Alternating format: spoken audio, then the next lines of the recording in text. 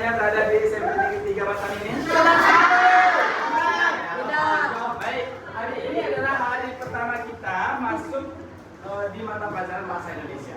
Maka dari itu, untuk memudahkan kita bersama agar kita belajarnya nyaman, agar kita belajarnya sama-sama terarah, tentu dibutuhkan semacam kesepakatan kelas. Ya. Ibarat sebuah permainan itu pasti ada peraturannya. Nah, Bapak mau kita bersama-sama untuk membuat semacam kesepakatan kelas, ya. Baik, untuk membantu Ananda semua untuk membuat kesepakatan kelas ini, Bapak akan pandu ya dengan membuat tugas kita. Baik, silakan Ananda pahami tugas kita ya. Nah, baik anak-anakku semuanya, di papan tulis sudah ada tabel tugas kita. Nah, itu ada tugas siswa, tugas guru, bukan tugas siswa dan bukan tugas guru. Nah, Bapak mau Ananda semua berpendapat ya, kira-kira apa saja yang menjadi tugas siswa menurut Ananda dan apa juga kira-kira tugas guru menurut Ananda. Dan kemudian apa kira-kira yang bukan tugas siswa dan juga bukan tugas guru ya, biar kita sama-sama memahami peran dan fungsi kita masing-masing. Bisa dipahami anak-anakku semua ya?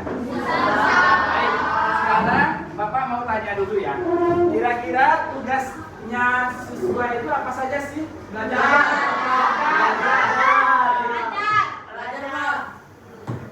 Belajarnya bagaimana? Belajar giat, sungguh-sungguh ya. Ya, baik, belajar giat, dan sungguh. Baik, kira-kira apa lagi? Jujur. Apa? Jujur. Baik. Baik. Apa lagi? Menghargai teman dan guru. Artinya saling menghargai ya. Ya, tugas siswa adalah menghargai, baik ya. Menghargai. Apa lagi? Tidak maling. Menjaga lingkungan sekolah, baik. Menjaga lingkungan sekolah.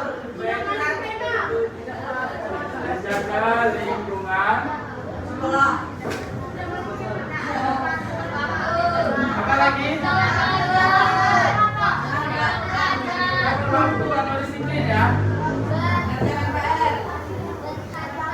Disiplin apa? Berkata baik.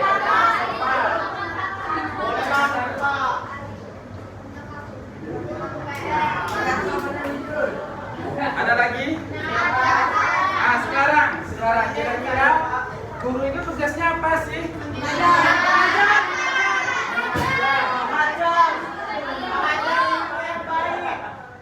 Mengajar, membimbing ya, memberikan bentuk yang apa tadi itu? Mengajar, ya, mengajar murid, mengajar terus memberi teladan, oke. Tidak semua Boleh tidak Bapak membeda-bedakan kalian? Jadi apa tuh? Tugas guru apa? Ya, tidak membeda-bedakan, artinya penuh perhatian dan sayang kepada setiap murid ya.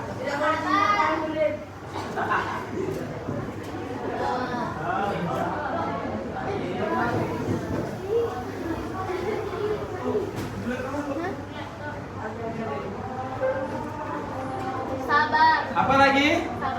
Sabar. Ya, baik. Tidak boleh marah-marah. Apa? Tidak boleh marah-marah. Oh, ini nanti di sini tugas guru bukan gitu ya. Apa? Menasihati. Baik. Memberi nasihat.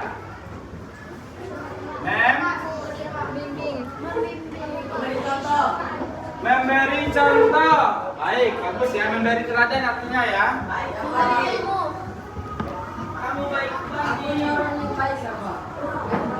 Ada lagi? Ada lagi? Udah. Sudah? Baik. Sekarang yang bukan tugasnya guru, yang bukan tugasnya siswa. Apa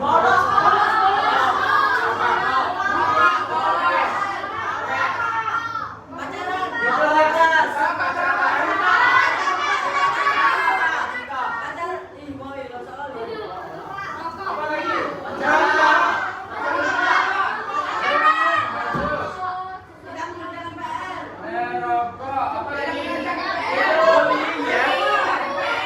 Boleh tidak siswa sendiri? Bullying. Ya,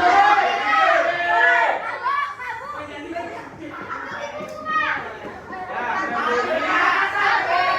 Apa lagi? Kata kasar ya. Setuju ya? Mencuri.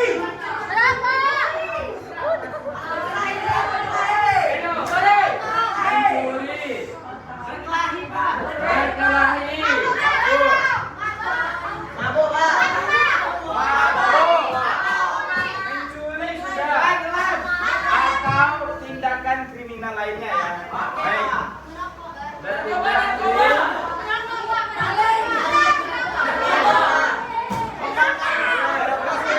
Baik. Setuju ya? Setuju dengan pernyataan ini? Sekarang kira-kira yang bukan tugasnya guru apa?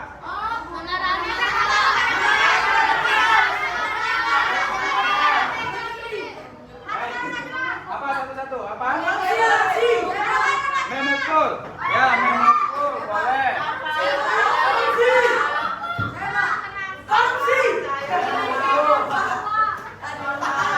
Apa lagi? Koreksi. Baik.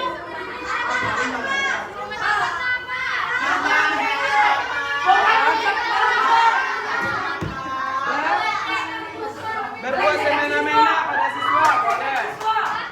Ya. Benar. Apa lagi? Diskriminatif. Baik.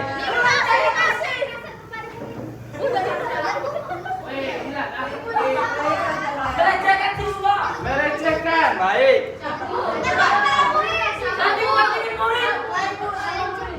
Nah, baik. Apa? Membeda-bedakan. Ya, baik. Setuju ya dengan ini ya? Tugas guru tugasnya bukan memukul. Boleh Pak memukul sini? Tidak boleh. Boleh Bapak memukul? Boleh. Boleh Bapak guru sini? Boleh. Tugas guru bukan berbuat semena-mena. Setuju? Tugas guru bukan diskriminatif. Juga. Tugas guru bukan melecehkan. Baik, setuju ya? Nah, sekarang kita coba buat keyakinan kelas ya. Keyakinan kelas kira-kira dari apa yang kita diskusikan ini. Nah, kita buat keyakinan kelas yang mesti kita keyakinan kelas. Kira-kira tadi kan kalian mengatakan belajar sungguh-sungguh. Jadi kira-kira nilai keyakinan apa yang mesti kita disiplin ya? Ya, ya baik, disiplin ya, setuju ya? Ya, disiplin. Tanggung jawab, boleh.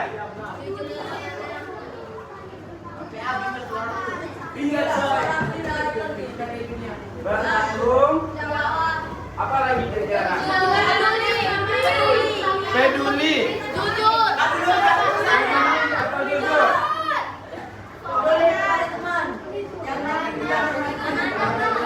Apa lagi? Sopan ya. Setuju? Setuju tidak berkata kasar kita? Baik.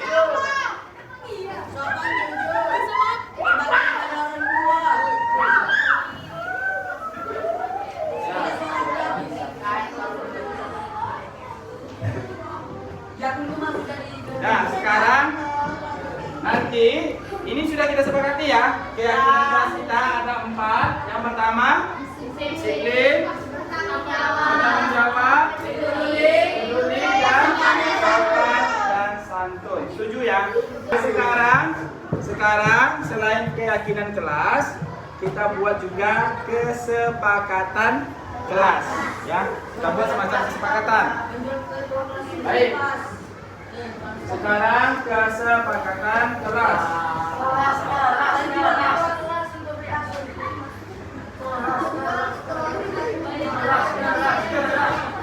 Nah, kira-kira apa kesepakatan kelas kita?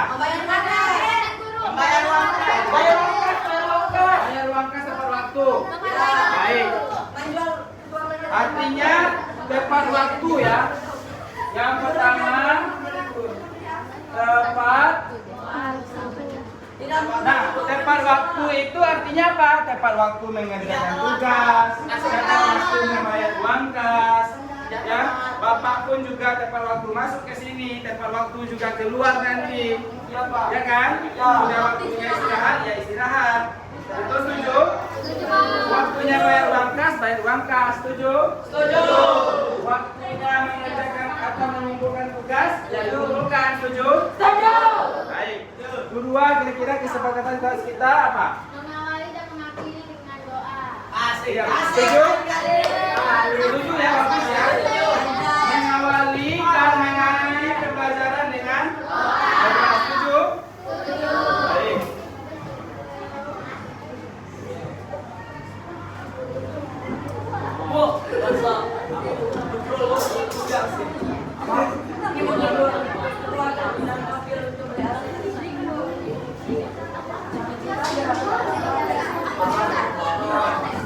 Ya baik, bagus ya. Mengawali pembelajaran. Jadi kalau nanti seandainya bapak lupa apa?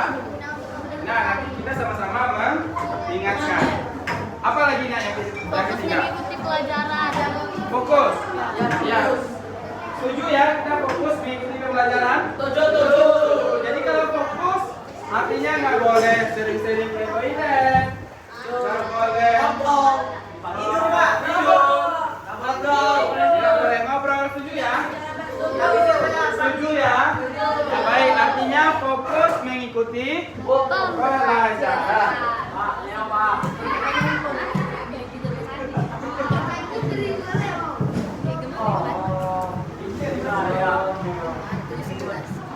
Setuju ya? Fokus mengikuti pembelajaran. Kalau seandainya bapak nggak masuk gimana? Kami kan bapak. Memanggil guru lain. Memanggil guru lain, guru piket. Yang tugasnya, ya Belajar sendiri. belajar sendiri. Fokus ya? Setuju ya? Setuju. Baik. Apa lagi kira-kira? Menjaga kebersihan. Menjaga. Kebersihan. Baik, setuju ya menjaga kebersihan? Membuang sampah, tong sampah.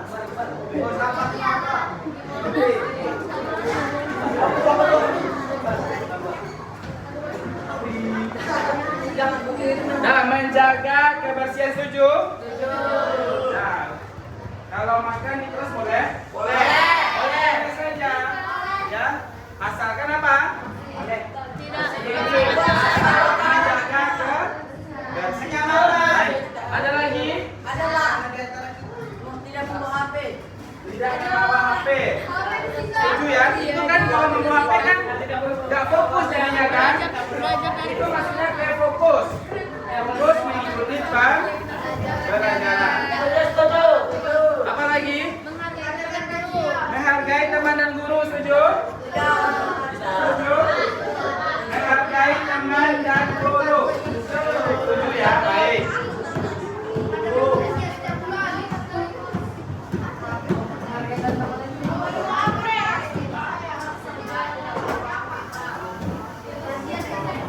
Kalau menghargai teman dan guru artinya bolehkah kita membuli teman? Tidak. Jadi temannya ada yang tompelnya besar, boleh kita hina?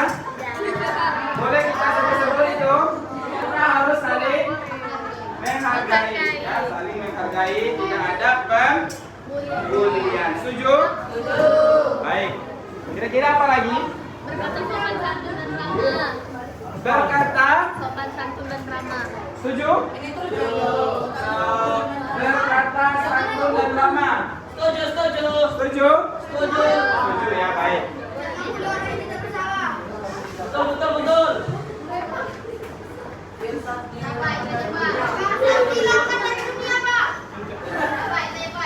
Setuju ya, pas ya ini ya. Berkata sopan, santun dan juga ramah. Bolehkah menggunakan berkata sebagai kata bodoh? Masih ada waktu 10 menit untuk pembelajaran, belum ada yang keluar. Baik, Bapak, jadi Ibu, dan Ibu. ini kesepakatan kelas kita yang telah kita sepakati. Sepakat tidak ini semuanya? Kalau ada yang perlu kita buang? Setuju semuanya? Mulai dari keyakinan kelas, setuju? Keyakinan kelasnya juga setujukah? Setuju? Setuju ya, baik. Kalau begitu anak-anak semua, nanti sekretaris atau perangkat kelas silakan nanti buat hasil kesepakatan kelas kita ini dalam styrofoam ya, ditulis bagus-bagus yang rapi, kemudian kita tempelkan di kelas kita ini. Setuju? Setuju ya? Baik. Ada tambahan atau pertanyaan? Kita cukupkan ya. Kita cukupkan untuk kesepakatan kelas ini. Terima kasih sekali lagi atas kesepakatan kelas yang telah kita buat bersama. Artinya kita telah membuat kesepakatan yang kita buat ini mesti dilaksanakan dengan sebaik-baiknya. Mungkin itu saja dari Bapak. Bila taufiq wal hidayah. Assalamualaikum warahmatullahi wabarakatuh.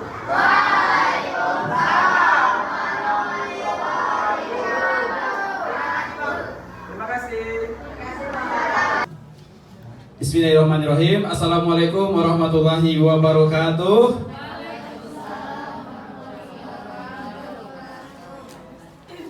Selamat siang Bapak Ibu semuanya. Alhamdulillahirrabbilalamin. Segala puji dan syukur kehadiran Allah Subhanahu wa Ta'ala. Atas rahmat dan karunia kita dapat berkumpul kembali di ruangan yang kita cintai ini. Selawat bertabur salam buat Nabi Muhammad SAW dengan untayan doa Allahumma sholli ala Muhammad wa ala ali Muhammad. Baik Bapak Ibu semuanya, perkenalkan saya Azwin Juliandri sebagai calon guru penggerak rekognisi angkatan 8 Balai Besar Guru Penggerak Jawa Barat. Mohon izin memperkenalkan diri terkait dengan status saya sebagai CGP rekognisi. Memang CGP rekognisi itu berbeda dengan CGP reguler. Kalau CGP reguler, dia mengikuti pendidikan guru penggerak ini secara mendalam dan mengikuti 10 modul.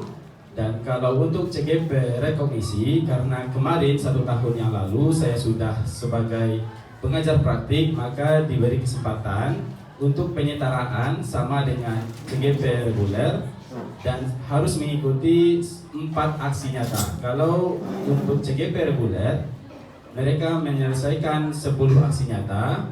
Kalau untuk CGP rekognisi hanya 4 aksi nyata saja. Dan alhamdulillah saya dapat di BBGP Jawa Barat sebagai induk teratas yang menaungi pendidikan guru penggerak yang saya ikuti. Itu Bapak Ibu, mohon izin pada kesempatan ini berbagi untuk mendiseminasikan tentang budaya positif. Baik, beri tepuk tangan dulu dong Bapak Ibu. Walaupun saya sering berdiri di depan kelas, tapi di depan Bapak Ibu saya juga merasakan grogi yang luar biasa. Bapak Ibu mohon maaf kalau ada nantinya penyampaian yang kurang berkenan di hati Bapak Ibu. Baik, sebelum saya memulai Bapak Ibu, diawali dengan sebuah pantun terlebih dahulu. Pergi berlayar ke Tanjung Uma, dalam pelayaran berjumpa Arif. Hari ini kita belajar bersama di acara diseminasi budaya positif. Baik. Luar biasa grogi saya Bapak Ibu. Entah kenapa ya Bapak Ibu. Deg-degan ya. Harusnya biasa saja kan Bapak Ibu. Baik Bapak Ibu, kita ice breaking dulu ya Bapak Ibu. Boleh ice breaking, Bapak Ibu silakan sediakan secari kertas dan pena Bapak Ibu. Atau kalaupun tidak ada, boleh Bapak Ibu mengimajinasikan saja bahwa itu adalah kertas gitu ya. Nah, baik. Ice breakingnya Bapak Ibu adalah kepalan tangan Bapak Ibu. Kalau Bapak Ibu tidak ada kertas, boleh diilustrasikan saja. Silakan ambil secari kertas Bapak Ibu. Kemudian Bapak Ibu tulis sesuatu yang paling berharga di dalam kehidupan Bapak Ibu. Ya, kalau Bapak Ibu tidak ada kertas jangan dipaksakan, ilustrasikan saja ya, ilustrasikan saja. Bapak Ibu silakan ilustrasikan, ambil sebuah kertas, kemudian tulis di kertas itu sesuatu yang paling berharga buat Bapak Ibu. Misal kalau misalnya paling berharga keluarga, atau mungkin boleh menyebutkan misal azam gitu ya, atau mobil Fortuner gitu ya. Pokoknya yang paling berharga buat Bapak Ibu semuanya. Sudah Bapak Ibu? Sudah, baik. Sekarang genggam kertas tersebut yang paling berharga tersebut. Nah, sudah Bu? Ya, digulung-gulung boleh, pokoknya digenggam erat-erat. Itu adalah hal yang paling berharga buat Bapak Ibu semuanya. Kalau saya misalnya keluarga gitu ya. Nah, ini keluarga.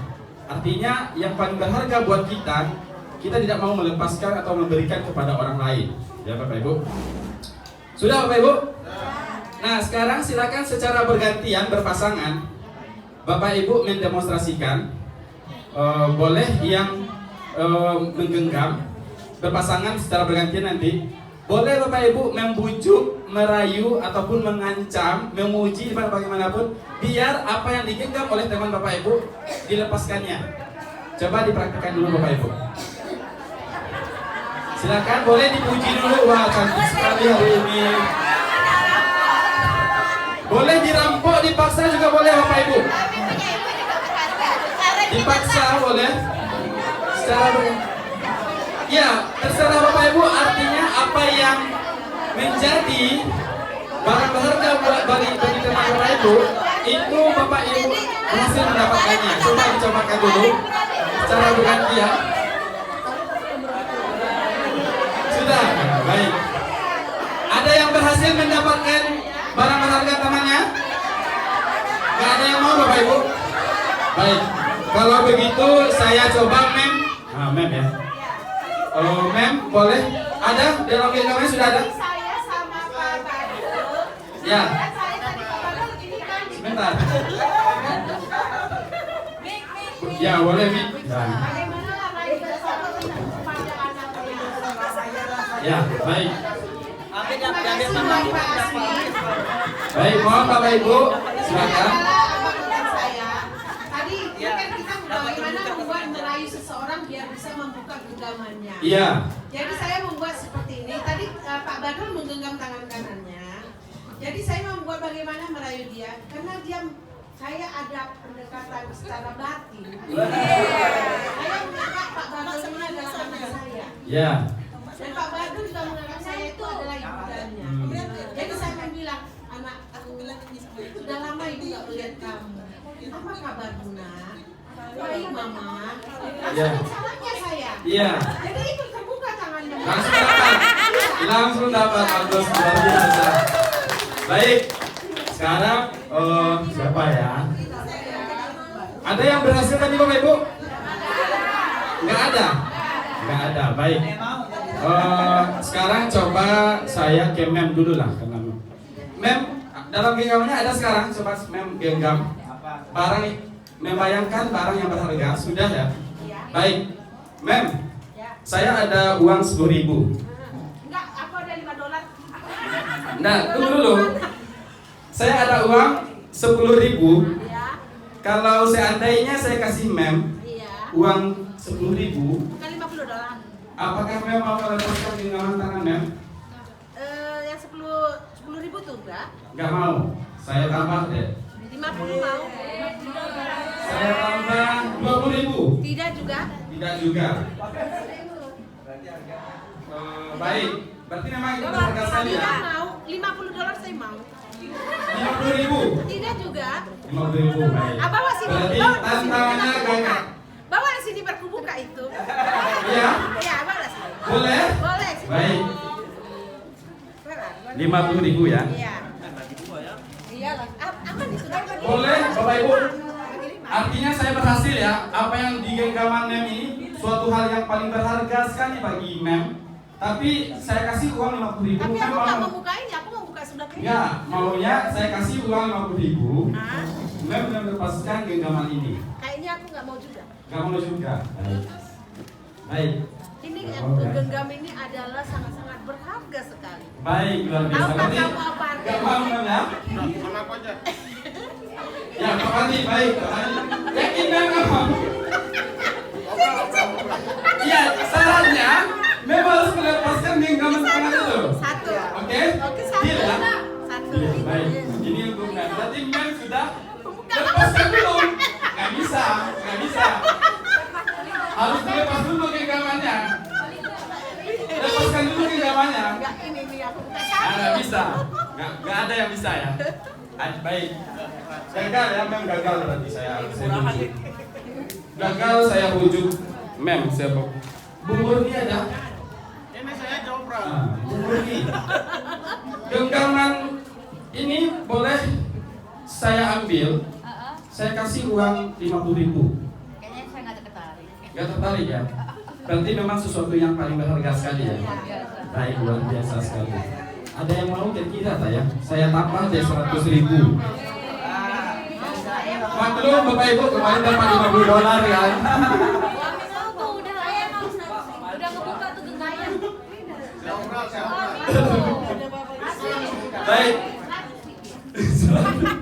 Bawa sini lihat buka ini. Ya, Selesai.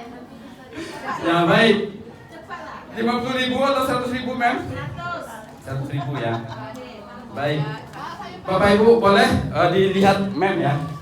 Mem, ini adalah sesuatu yang paling berharga loh di genggaman Mem. Tapi kau jangan minta ya. Jangan minta ya. Baik. Jangan minta ya. Bagi juga.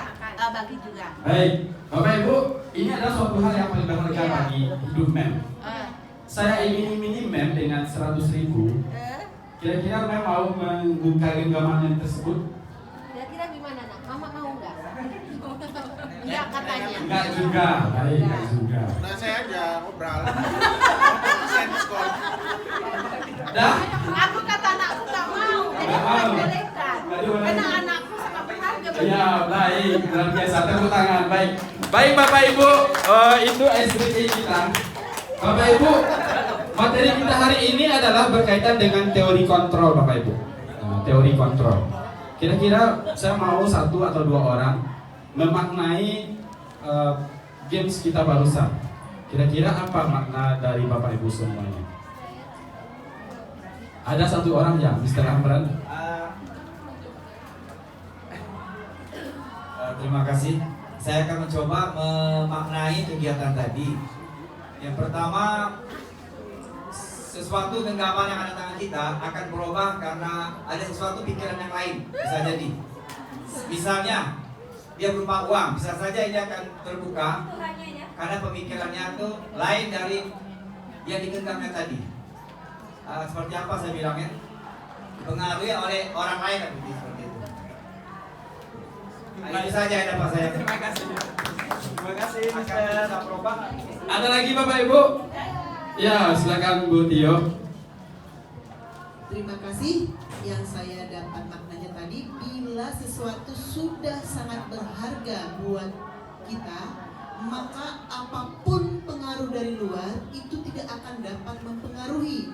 Sehingga saya berkaca, kalau ada sesuatu yang berharga sama murid saya, maka nanti apapun pengaruh dampak dari luar itu akan meminimalkan atau semakin kecil pengaruhnya, sehingga anak bisa memegang teguh tujuan yang akan dia capai. Seperti itu. Terima kasih. Terima kasih Bu Tio. Ya baik, terima kasih Bu, Bapak Ibu semuanya. Luar biasa, nanti kita akan masuk ke materi dan kita kaitkan nanti dengan SBK kita hari ini. Kepelantangan ya Bapak Ibu. Baik Bapak Ibu, kita sebelum memulai kita sepakati dulu ya Bapak Ibu untuk kegiatan pembelajaran kita hari ini. Saya memberikan beberapa tawaran kepada Bapak Ibu. Kalau tidak sepakat boleh dihapus, kalau mau ditambahkan juga boleh. Yang pertama, Bapak Ibu hadir seutuhnya dan berpartisipasi aktif. Kira-kira sepakat tidak Bapak Ibu? Sepakat ya Bapak Ibu? Iya. Nggak boleh ada ini. Ya baik, hadir seutuhnya. Boleh Bapak Ibu mungkin sambil santai, sambil makan, sambil minum, tapi tetap hadir seutuhnya dan berpartisipasi aktif. Kira-kira berkenan Bapak Ibu? Atau kita ubah saja? Pas ya Bapak Ibu. Kemudian nomor 2, HP mode diam atau getar. Setuju ya Bapak Ibu? Setuju, baik. Kemudian Bapak Ibu saling menghargai dan berpikiran terbuka. Setuju Bapak Ibu? Kemudian mengikuti desiminasi ini dengan perasaan yang gembira. Setuju Bapak Ibu? Gembirakah Bapak Ibu hari ini? Gembira ya? Tidak terpaksa ya? Ya baik, mengikuti dengan gembira dan tepat waktu Bapak Ibu. Kita tadi, kata saya tadi maksimalnya 2 jam. Ya kita ya maksimalnya 2 jam. Ya Bapak Ibu setuju ya? Ada tambahan atau ada ide lain Bapak Ibu? Cukup ya Bapak Ibu, baik. Ya tambah.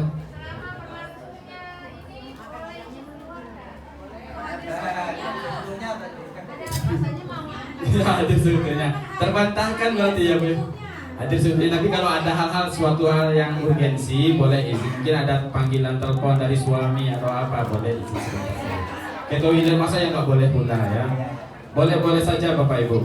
Asalkan ada hal-hal yang memang urgensi. Ada lagi Bapak Ibu? Cukup? Baik Bapak Ibu. Nah Bapak Ibu, kita awali desiminasi ini dengan pertanyaan pemantik Bapak Ibu. Silakan Bapak Ibu membaca. Menurut Bapak Ibu, apakah Bapak Ibu setuju dengan pernyataan ini? Hukuman dapat mendisiplinkan anak. Kemudian pemberian hukuman dengan hal positif seperti membaca atau membersihkan halaman dapat meningkatkan disiplin siswa.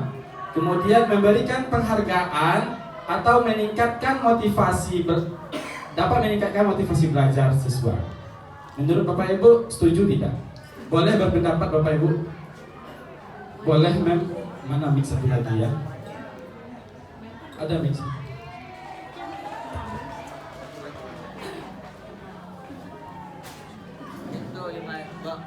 Terima kasih Pak. Di sini saya akan mencoba menjawab pernyataan ini ya. Setuju atau tidak setuju? Dan ketiga pernyataan satu persatu atau ketiganya? Ya satu persatu. Oh satu persatu ya. Ya. Yang pertama itu hukuman dapat mendisiplinkan anak. Kalau saya ini bisa 50-50 Pak, tergantung hukumannya seperti apa. Nah, kalau yang kedua, pemberian hukuman yang hal positif seperti membaca atau membersihkan halaman sekolah dapat meningkatkan disiplin anak. Kalau di sini yang saya garis bawahi hal positif. Jadi pemberian hukuman dengan hal positif itu akan mempengaruhi meningkatkan disiplin anak. Kemudian yang ketiga, memberikan penghargaan dapat meningkatkan motivasi belajar anak. Saya setuju sekali karena dengan penghargaan itu selama ini bisa kita lihat anak-anak akan sangat termotivasi lagi untuk meningkatkan motivasi belajarnya. Terima kasih. Baik, terima kasih Mem. Ada lagi Bapak Ibu pendapat yang berbeda barangkali? Boleh Bapak Ibu? Ada Bapak Ibu, silakan. Apakah Bapak Ibu setuju hukuman dapat mendisiplinkan anak? Kemudian pemberian hukuman dengan hal positif seperti membaca atau membersihkan lingkungan sekolah itu juga dapat meningkatkan disiplin anak. Ada lagi pendapat Bapak Ibu? Silakan. Yang muda-muda, ibu-ibu muda, Bu Nanda, Bu Dwi, ada? Atau Pak Badrul? Ya baik, Bu Tutut ada? Setuju atau bagaimana ini? Setuju atau tidak ya? Berarti masih abu-abu ya menurut Bapak Ibu ya. Silakan Bu Tutut. Terima kasih untuk waktu yang diberikan.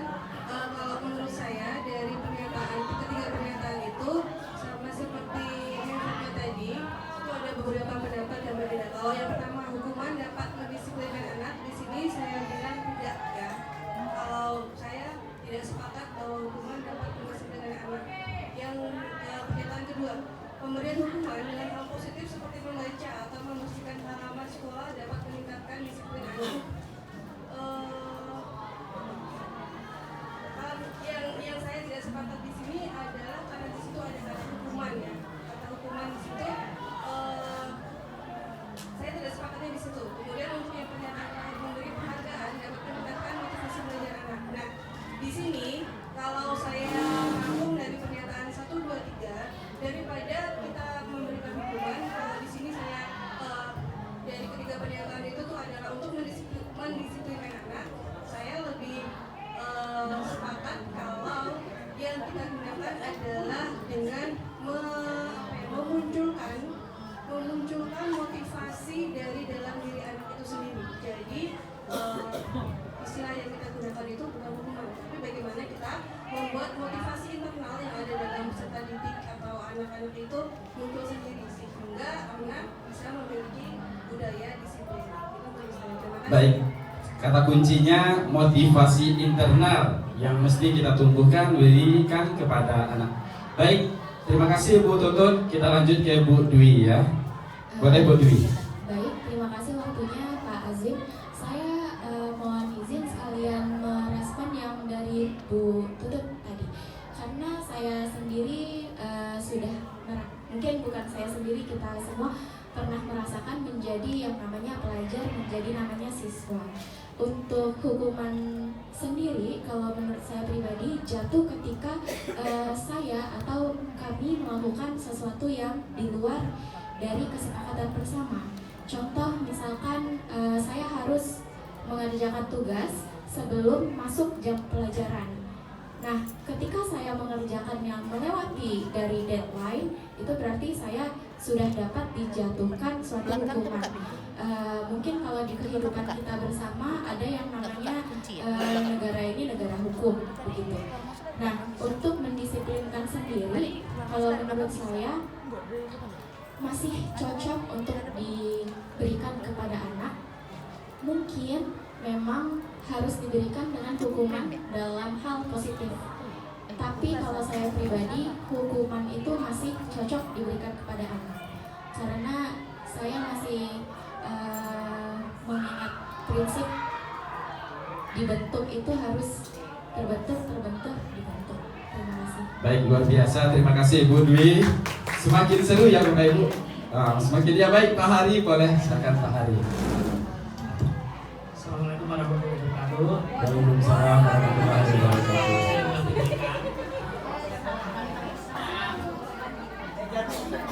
Apakah Bapak Ibu setuju dengan pernyataan berikut? Hukuman dapat mendisiplinkan anak. Kalau saya kurang setuju. Kurang setuju ya Pak. Kalau saya, kita harus memberi contoh agar dapat mendisiplinkan anak. Misalkan, rambut kita panjang. Saya membentak anak, nah, kamu harus potong rambut ini. Tapi kalau saya rambutnya panjang, saya nggak berani. Tapi kalau saya rambutnya posisi pendek, nah rambutnya pendek, kalau panjang nanti akan mengganggu. Jadi kalau bisa contoh terus pemberian hukuman dengan hal positif seperti membaca atau membersihkan halaman sekolah dapat meningkatkan disiplin anak. Memang saya itu kalau kita misalkan bukan disiplin membersihkan halaman, apalagi kalau kita ya juga sambil melakukannya, bukan hanya memberi contoh. Nah, kamu harus gini. Nah, tapi kalau kita mengambil juga, istilahnya merasa agak dekat lah, bukan kita dengan anak-anak.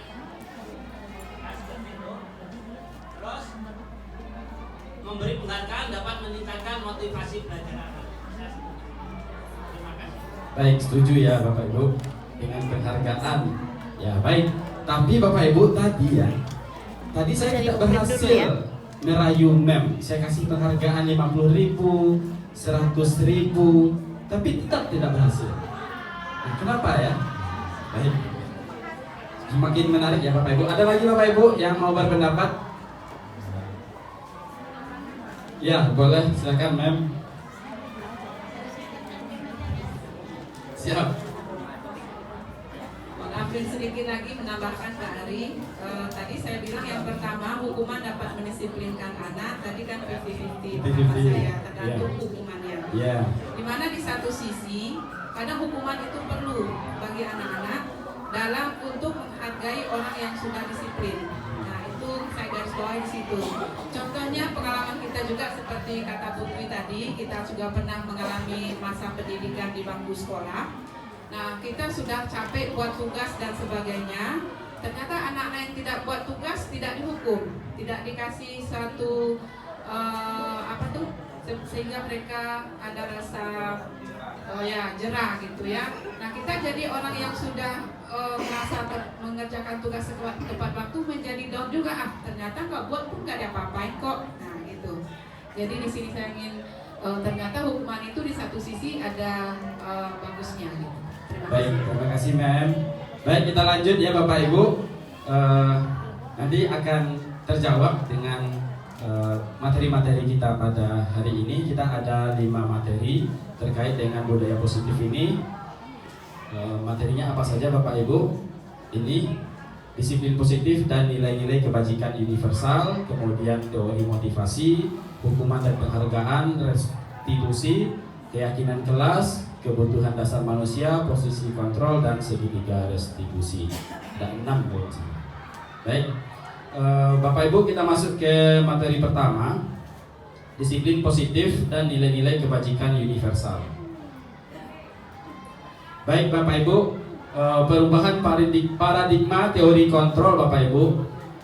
Tadi Bapak Ibu dalam ice breaking kita kepalan tangan Bapak Ibu, tadi saya juga sudah mendemonstrasikan bagaimanapun ancaman yang diterima, Bapak Ibu tetap memegang teguh apa yang Bapak Ibu miliki. Bagaimanapun saya tadi mencoba merayu Bapak Ibu dengan sebuah penghargaan, Bapak Ibu tetap teguh memegang apa yang Bapak Ibu yakini. Itu teori paradigma teori kontrol. Artinya Bapak Ibu, ilusi Bapak Ibu, guru dapat mengontrol murid. Kenapa? Karena murid itu juga memiliki motivasi internalnya. Kemudian ilusi bahwa kritik dan membuat orang merasa bersalah dapat menguatkan karakter. Kemudian ilusi juga bahwa semua penguatan positif efektif dan bermanfaat. Kemudian ilusi bahwa orang dewasa memiliki hak untuk memaksa. Nah ini teori kontrol yang digagas oleh William Glasser ya Bapak Ibu. Baik, dan ini sifatnya teori Bapak Ibu, bukan hukum. Nah kalau dalam stimulus respon Bapak Ibu, kita mencoba untuk mengubah orang agar berpandangan sama dengan kita. Ada stimulus, ada rangsangan, ada respon. Sedangkan dalam teori kontrol, kita berusaha memahami pandangan orang lain tentang dunia. Nah kalau stimulus respon juga pandangannya dia bersifat berpikir menang kalah. Sedangkan dalam posisi teori kontrol itu pandangannya berpikir menang. Artinya sama-sama menang Bapak Ibu. Baik Bapak Ibu, ini sekilas terkait dengan materi terkait dengan disiplin. Disiplin itu sendiri berasal dari bahasa Latin yang artinya adalah belajar Bapak Ibu. Dan disiplin ini juga konotasinya sebagai disiplin diri. Memang dalam budaya kita Bapak Ibu, disiplin itu sesuatu yang dilakukan seseorang pada orang lain untuk mendapatkan kepatuhan. Itu dalam budaya kita.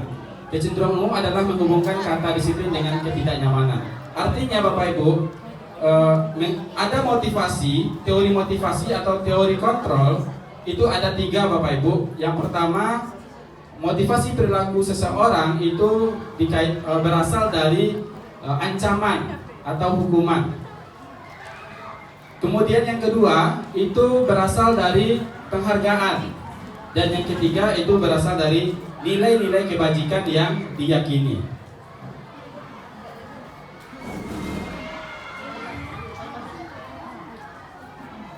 Nah, ini dia nilai-nilai kebajikan universal, Bapak Ibu. Nilai-nilai kebajikan universal itu nilai-nilai mulia yang ingin dicapai setiap individu. Nilai tersebut bersifat universal dan lintas bahasa, lintas agama, lintas budaya. Misal Bapak Ibu, kenapa Bapak Ibu menggunakan helm saat berkendara? Apa motivasi Bapak Ibu? Nilainya adalah keamanan, Bapak Ibu.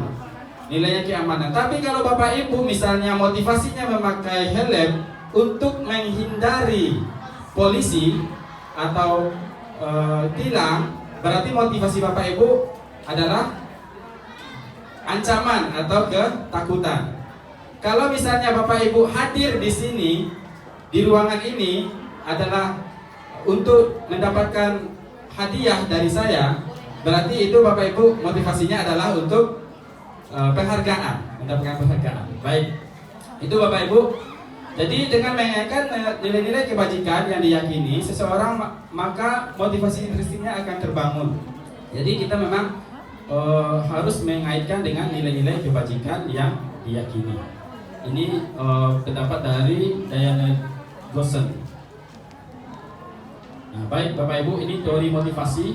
Nah, ini tadi yang disampaikan Bapak Ibu, teori motivasi. Ada yang bersifat eksternal, ada yang bersifat internal, seperti yang disampaikan oleh Bu Tutut tadi, motivasi internal.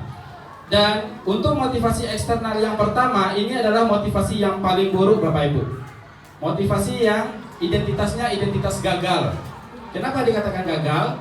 Karena dia melakukan sesuatu tindakan itu karena ketidaknyamanan atau untuk menghindari hukuman. Itu namanya identitas gagal. Jadi apa yang akan terjadi apabila saya tidak melakukannya? Jadi dia melakukan sesuatu karena adanya ancaman, adanya ketakutan. Nah, sementara motivasi eksternal yang kedua itu juga sedikit lebih baik, tapi tidak buruk, ya, sedikit lebih baik dari motivasi eksternal yang pertama tadi, yaitu motivasi mendapatkan imbalan atau penghargaan. Apa yang akan saya dapatkan apabila saya mengikuti diseminasi ini? Berarti Bapak Ibu motivasinya adalah motivasi eksternal, yaitu mendapatkan penghargaan. Anak pun juga begitu. Apa yang akan saya dapatkan ketika saya juara 1? Apa yang akan saya dapatkan ketika saya juara 2? Jadi motivasinya adalah bukan dari internalnya. Motivasinya bersifat eksternal, yaitu ingin mendapatkan penghargaan Bapak Ibu. Silakan boleh sambil kudapan ya Bapak Ibu. Kemudian motivasi yang paling baik Bapak Ibu adalah motivasi internal, yaitu untuk menghargai diri sendiri dengan nilai-nilai kebajikan universal yang diyakini. Bapak Ibu mau ke Indomaret pun hanya 100 meter tetap memakai helm. Tetap memakai helm dengan alasan motivasinya adalah untuk keamanan Bapak Ibu berkendara. Berarti motivasi Bapak Ibu adalah motivasi internal, yaitu meyakini nilai-nilai kebajikan yang Bapak Ibu yakini. Itu Bapak Ibu, anak pun juga seperti itu. Sebelum dilanjutkan ada pertanyaan Bapak Ibu? Ya boleh, silakan Bu Maizar. Maaf Nem.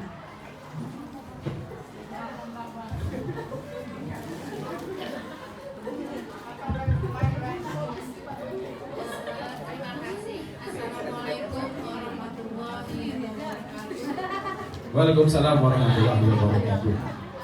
Yang ingin saya tanyakan di sini, selama saya mengajar, itu motivasi internal itu sangat susah sekali untuk Iya, didapatkan. benar.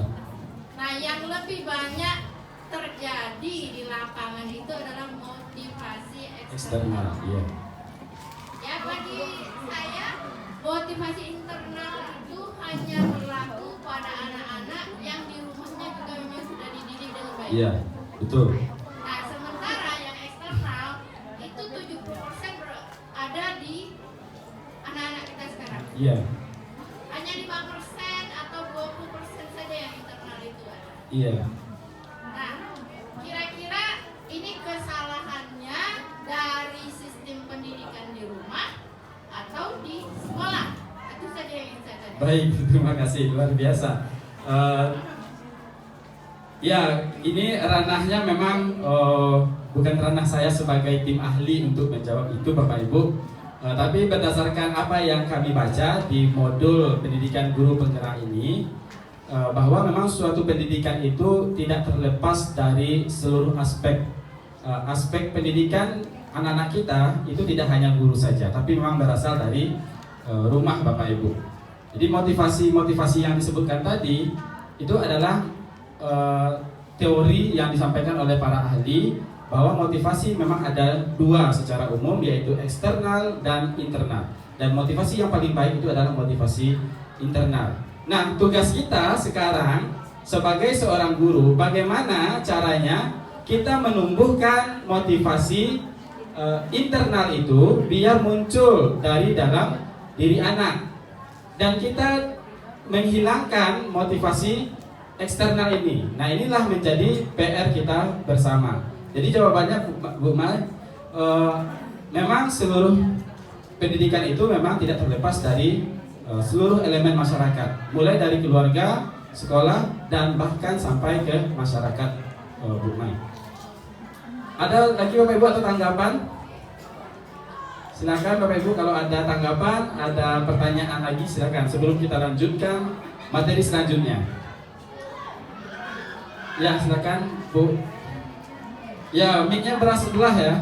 Yang senior memang lebih mahir dalam memegang mic seperti ini. Ya, baik. Terutama ibu-ibu ini sering megang mic, lebih sering megang mic seperti ini. Kita berpikiran positif. Iya. Nah, kalau saya di sini Pak menanggapi tadi, ini kan pendapat teori orang yang sudah melakukan penelitian ya Pak, Iya. pendapat para ahli. Betul. Nah, kalau saya itu berpendapat secara pendapat saya sendiri Pak. Iya. Mungkin tidak ada dasar penelitiannya dan sebagainya. Nah, di sini antara motivasi eksternal dan motivasi internal. Kalau menurut saya, tidak selamanya motivasi eksternal itu buruk Pak. Buruk, iya. Ya, tidak selamanya itu tidak mendukung untuk tujuan mendisiplinkan positif tadi. Jadi kalau menurut saya memang motivasi internal itu memang yang paling baik di sini dinyatakan. Cuma motivasi eksternal itu juga sangat diperlukan untuk mencapai hal yang positif tadi. Iya. Itu kalau menurut saya. Baik, terima kasih. Kita berpikiran terbuka atau open minded ya Bapak Ibu, tidak menyalahkan suatu gagasan yang lain. Baik, silakan Bu Dwi. Mohon izin, saya ingin bertanya Pak Azmi. Iya, silakan. Mungkin boleh bertanyanya di tengah-tengah materi ya Pak. Siap. Biar kedepannya supaya lebih nyambung lagi. Iya. Karena secara garis besar saya paham kenapa motivasi internal itu sangat dibutuhkan. Mungkin supaya ada terpaan dari luar, hujan badai tetap dari diri sendiri punya keyakinan. Saya paham. Tapi apakah ada literasi yang betul-betul konkret, contoh konkretnya seperti apa, bahwa motivasi eksternal itu dikatakan sebagai motivasi yang buruk? Karena kalau menurut saya motivasi itu adalah pergerakan keinginan dari hati. Ketika seorang termotivasi, dikatakan buruk atau tidak itu adalah tindakannya. Kalau dia termotivasi untuk melakukan sesuatu yang buruk, artinya itu motivasi buruk. Motivasi untuk belajar, motivasi untuk hal-hal yang baik, itu motivasi yang baik. Menurut saya tingkatannya mungkin lebih ke motivasi yang lemah atau motivasi yang kuat dari diri sendiri. Kalau menurut saya seperti itu. Mohon dibantu untuk diarahkan Pak Azim. Baik, terima kasih Ibu Dwi atas pertanyaan yang sangat luar biasa. Kenapa dikatakan buruk Bapak Ibu? Yang tadi yang paling buruk itu adalah yang pertama ya Bapak Ibu, motivasi eksternal untuk menghindari ketidaknyamanan atau untuk menghindari hukuman atau untuk menghindari ancaman. Kenapa? Dia hanya bisa bergerak mengerjakan sesuatu ketika dia dipaksa dulu, diancam dulu. Kalau kamu nggak buat PR, besok kamu jangan datang lagi ke sekolah ya. Contoh seperti itu ya Bapak Ibu. Artinya apa? Anak akan datang ke sekolah karena adanya ketakutan, karena adanya ancaman. Itu makanya dia dikatakan motivasinya buruk. Kemudian sedikit lebih baik adalah motivasi eksternal juga, tapi motivasinya adalah untuk mendapatkan imbalan atau untuk mendapatkan penghargaan. Nah, kamu kalau juara 1, Bapak belikan sepeda motor. Artinya anak akan muncul motivasinya, memang baik. Kenapa tidak baiknya? Ketika anak tidak diberikan penghargaan, dia tidak mau mengerjakannya. Nah, itu dikatakan juga tidak baik. Dan kenapa motivasi internal itu yang paling baik? Untuk menghargai diri sendiri sesuai dengan nilai-nilai kebajikan yang diyakininya. Bapak Ibu kenapa mau pakai helm walaupun hanya ke Indomaret yang jaraknya 50 meter? Motivasinya adalah memang untuk nilai kebajikan yang Bapak Ibu yakini, yaitu keamanan dan keselamatan. Artinya itu muncul dari dalam diri sendiri, bukan untuk menghindari polisi, bukan untuk mendapatkan penghargaan dan lain sebagainya. Apa Bu? Iya, memang motivasi kita memang untuk menghindari polisi. Ya, artinya Bapak Ibu, motivasi yang seperti itu bukan berasal dari diri sendiri. Artinya ada pengaruh dari luar, yaitu adanya hukuman atau tilang. Seperti itu Bapak Ibu. Itu kenapa dia dikatakan buruk. Jadi ketika kita ke anak juga seperti itu. Nah, kalau kamu tidak masuk lagi 1 hari lagi, untuk pertemuan selanjutnya kamu tidak boleh masuk. Apa yang terjadi? Anak mungkin memang masuk. Dia takut kalau seandainya dia dikeluarkan di sekolah ini. Tapi motivasi yang seperti itu bukan berasal dari nilai-nilai kebajikan yang diyakininya. Seperti itu kira-kira Bapak Ibu. Ada lagi tambahan atau tanggapan? Boleh Bu Mai.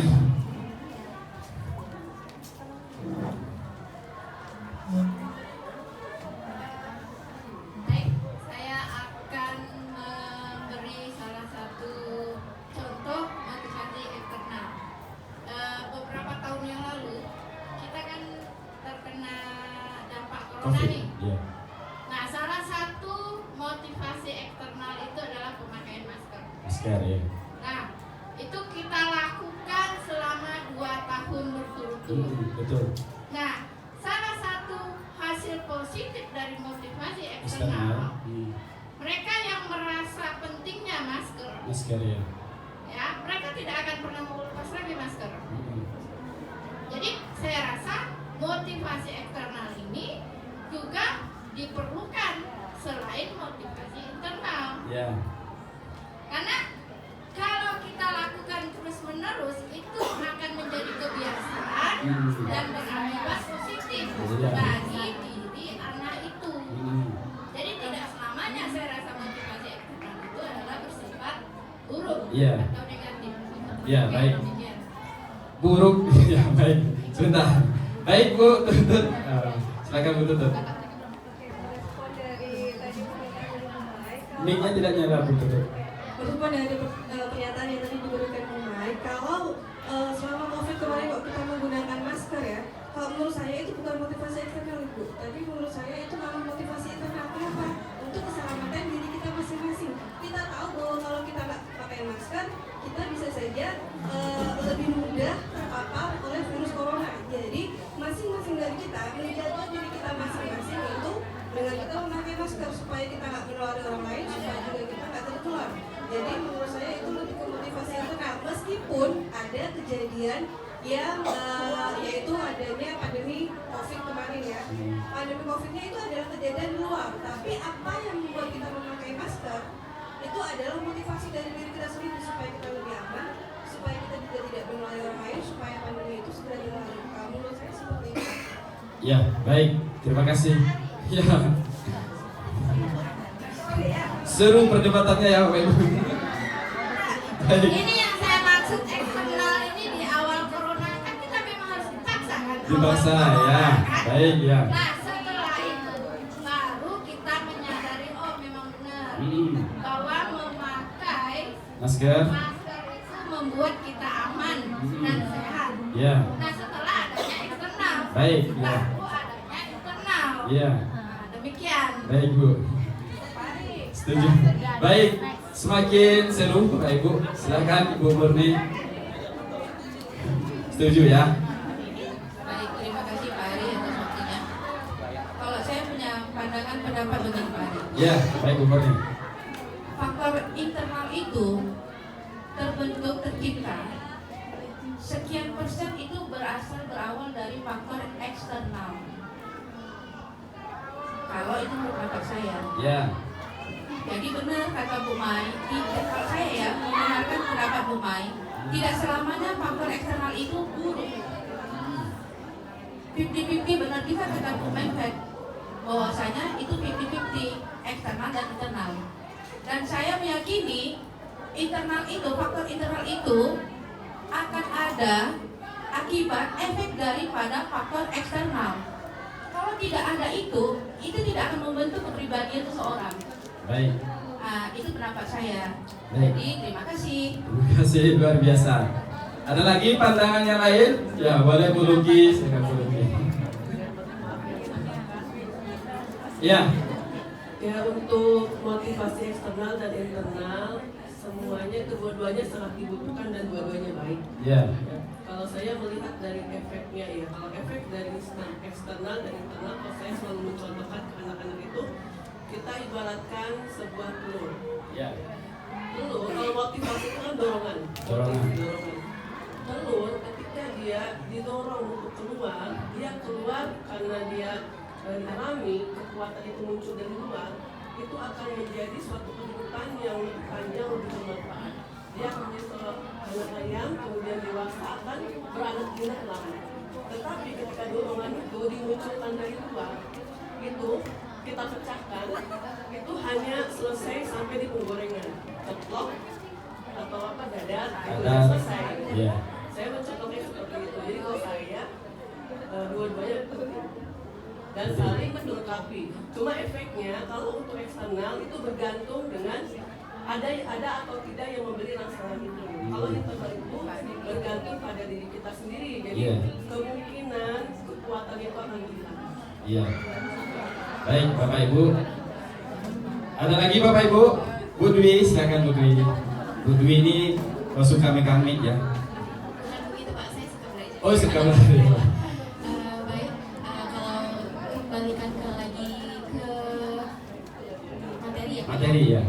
Mungkin yang saya tangkap dari Bapak adalah untuk motivasi eksternal karena dia menghindari ketidaknyamanan atau hukuman, maka kemungkinan besar apa yang dirasakan anak ketika mengerjakan sesuatu hal sebagai hasil dari motivasi yaitu disertai dengan rasa beban, dia terbebani. Lalu yang poin kedua, mendapatkan imbalan itu untuk kesenangan material. Jadi bukan mendapatkan arti penting dari belajar itu apa. Mungkin kalau dari saya sebenarnya seperti itu maksud Pak Ari. Namun kalau untuk motivasi itu adalah sesuatu motivasi yang buruk, menurut saya mungkin masih cocok dengan pendapat dari teman-teman rekan-rekan guru tadi. Terima kasih. Baik, terima kasih Bu Dwi. Baik Bapak Ibu, jadi ini merupakan sebuah hierarki dalam teori motivasi Bapak Ibu. Ada memang motivasinya itu bersifat identitas gagal dan ada namanya identitas sukses. Identitas gagal itu yang nomor 1 Bapak Ibu.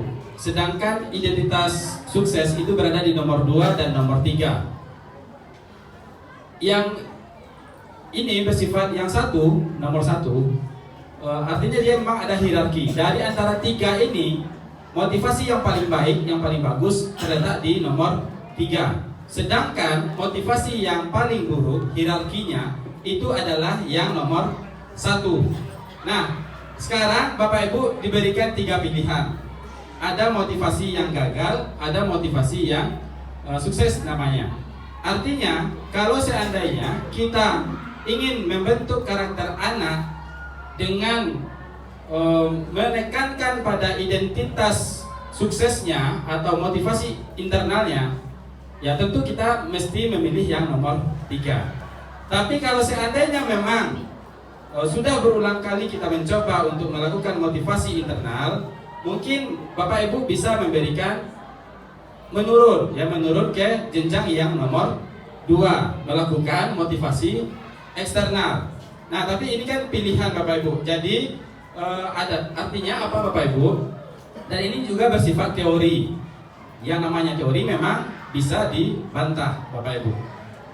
Teori namanya teori motivasi perilaku manusia Bapak Ibu.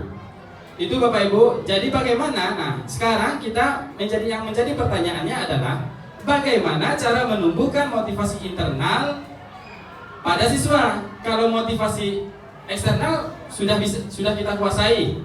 Bapak Ibu pasti sudah menguasai ini. Yang motivasi nomor 1, bagaimana cara mengancam siswa, apalagi memberikan penghargaan pada siswa. Bapak Ibu juga sudah sangat lahir. Saya pun juga sering melakukan motivasi yang nomor 1, ya jujur. Nah, sekarang yang menjadi masalah buat kita bersama, ini ada motivasi, tawaran motivasi yang internal. Nah, apa salahnya? Coba kita membuka diri, belajar bersama, kita belajar, saya juga belajar bersama, belajar juga bagaimana caranya kita membentuk karakter anak itu dengan mengasah motivasi internalnya. Nah, bagaimana caranya Bapak Ibu? Nah, silakan jangan kemana-mana, tetap berada di sini. Nah, baik, ada lagi pertanyaan Bapak Ibu? Lanjut ya. Bisa dipahami maksud saya Bapak Ibu? Baik, kalau ada pertanyaan atau ada yang mengganjal di batu ginjal Bapak Ibu, silakan. Di hati Bapak Ibu ya, bukan di batu ginjal. Baik, kalau ada yang mengganjal Bapak Ibu, silakan di-cut saja, diinterupsi saja ya Bapak Ibu. Nah, ini menurut Ki Hajar Dewantara, Bapak Pendidikan Nasional Bangsa Indonesia, yang mengatakan bahwa merdeka itu artinya tidak hanya terlepas dari perintah, akan tetapi juga cakap untuk memerintah diri sendiri. Nah, itu menurut Ki Hajar Dewantara Bapak Ibu. Bapak Ibu mungkin sudah sering membaca kalimat-kalimat seperti ini. Nah, bagaimana caranya kita meningkatkan motivasi internal peserta didik kita? Salah satu caranya adalah dengan cara melakukan restitusi Bapak Ibu. Nah, restitusi itu adalah proses menciptakan kondisi bagi murid untuk memperbaiki kesalahannya, sehingga mereka bisa kembali pada kelompoknya dengan karakter yang lebih kuat. Restitusi itu proses kerjasama atau kolaboratif yang mengajarkan murid untuk mencari solusi untuk masalah mereka dan membantu murid berpikir tentang orang seperti apa yang mereka ingini, menjadi tujuan mulia seperti apa gitu ya. Nah, ini juga menurut pendapat Glosson. Jadi kalau ada peserta didik kita yang mengalami suatu bermasalah dia, apakah dia tidak buat tugas, apakah dia tidak masuk, apakah dia bolos, apakah dia melakukan pelanggaran-pelanggaran lainnya. Nah, yang kita lakukan kalau menurut teori kontrol itu adalah melakukan restitusi, menciptakan kondisi bagi murid untuk memperbaiki kesalahannya sehingga mereka bisa kembali kepada kelompoknya dengan karakter yang lebih kuat. Nah, seperti apa restitusi itu nanti akan Bapak Ibu jumpai. Nah, ini ciri-cirinya Bapak Ibu. Sebelum kita lanjut ke selanjutnya, kita sebutkan dulu ciri-ciri restitusi itu seperti apa. Jadi restitusi itu ada 9 cirinya Bapak Ibu.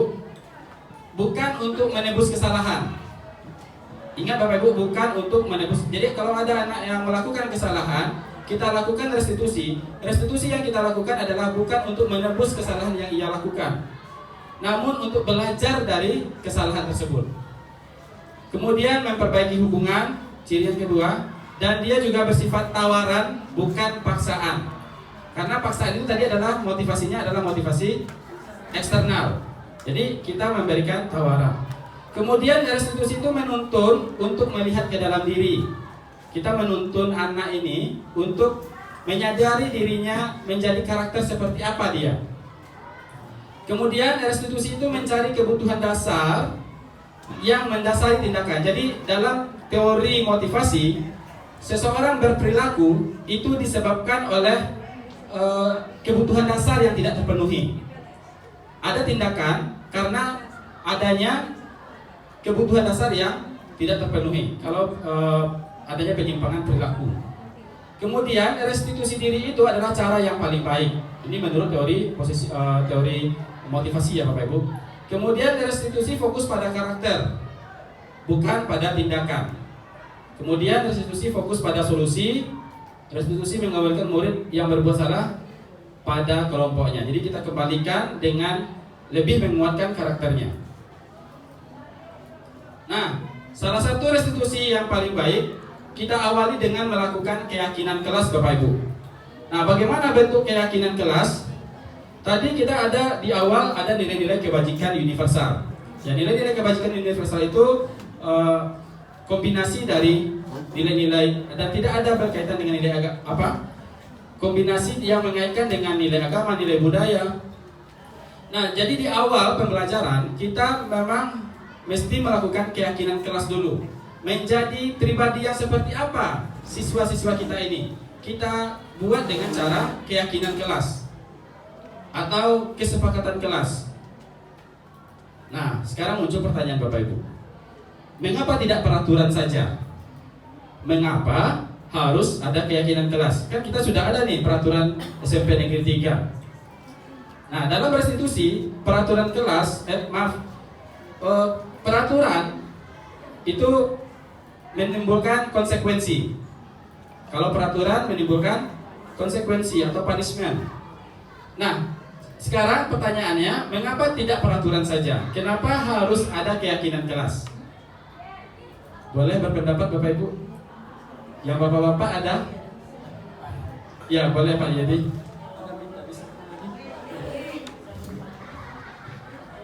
Saya termotivasi untuk menjawab Pak. Iya. Sudah 3 kali menjawab. Saya udah 2 kali ambil kawan. Ya. Boleh sambil makan ya Bapak Ibu. Silakan dikutip. Ada pertanyaan, mengapa tidak peraturan saja? Mengapa harus keyakinan kelas? Pendapat saya, peraturan itu sifatnya memaksa, sehingga itu akan menimbulkan motivasi, namun motivasi eksternal. Sedangkan kalau keyakinan kelas itu mungkin sudah disepakati dari awal, sehingga sudah berasal dari pemikiran masing-masing dan mungkin dari hati nurani keyakinan masing-masing, sehingga akan lebih mudah untuk dilaksanakan. Dan kembali lagi Pak, untuk eksternal, motivasi eksternal itu karena sifatnya memaksa, maka akan bisa berubah dengan adanya pengaruh-pengaruh lain. Seperti contohnya tadi, mungkin dipaksa ataupun dirayu dengan apa itu akan berubah. Namun dengan adanya keyakinan kelas, maka motivasi internal muncul, maka mereka yakin dengan apa yang akan dilakukannya. Tentunya dampak-dampak positif dari apa yang akan dilakukan. Seperti itu. Terima kasih. Baik, luar biasa. Ada ya, silakan tanggapannya Bu Tio. Terima kasih untuk kesempatan diberikan. Mengapa tidak peraturan saja? Mengapa harus keyakinan kelas? Kalau menurut saya, peraturan kalau misalnya dibuat peraturan berarti sudah dibayang-bayang oleh ada sanksi. Iya, betul. Gitu. Jadi ketika dibuat peraturan selalu include di dalamnya ada sanksi sehingga motivasi eksternal yang muncul tadi. Iya. Kemudian kalau keyakinan kelas yang kita munculkan berarti itu hasil komitmen bersama antara warga kelas atau penghuni suatu lokasi misalnya gitu, sehingga ketika komitmen yang muncul ada motivasi dari diri masing-masing untuk lebih sadar melaksanakan keyakinan kelas tersebut, sehingga apa yang ingin dicapai, apa yang ingin dituju, yang diharapkan lebih mudah tercapai. Sepertinya seperti itu. Baik, terima kasih. Sangat setuju. Ya. Ada tanggapan Bapak Ibu? Ya, baik, silakan. Ada Bapak Ibu atau kita lanjut saja ya, karena durasi waktu kita sesuai kesepakatan kelas kita maksimal cuma 2 jam. Baik Bapak Ibu, jangan fokus ke fotonya ya Bapak Ibu. Ya.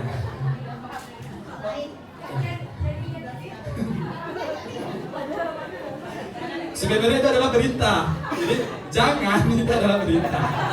Padahal baru mau baca itu tadi untuk mendukung. Ya. Foto melihat langsung nih. Jadi fokus di situ jadinya kan. Baik. Jadi jawabannya adalah kenapa tidak peraturan kelas saja? Kenapa harus ada keyakinan kelas? Untuk mendukung motivasi intrinsik tadi, internal tadi. Biar mereka kembali ke nilai-nilai atau keyakinan-keyakinan yang telah disepakati.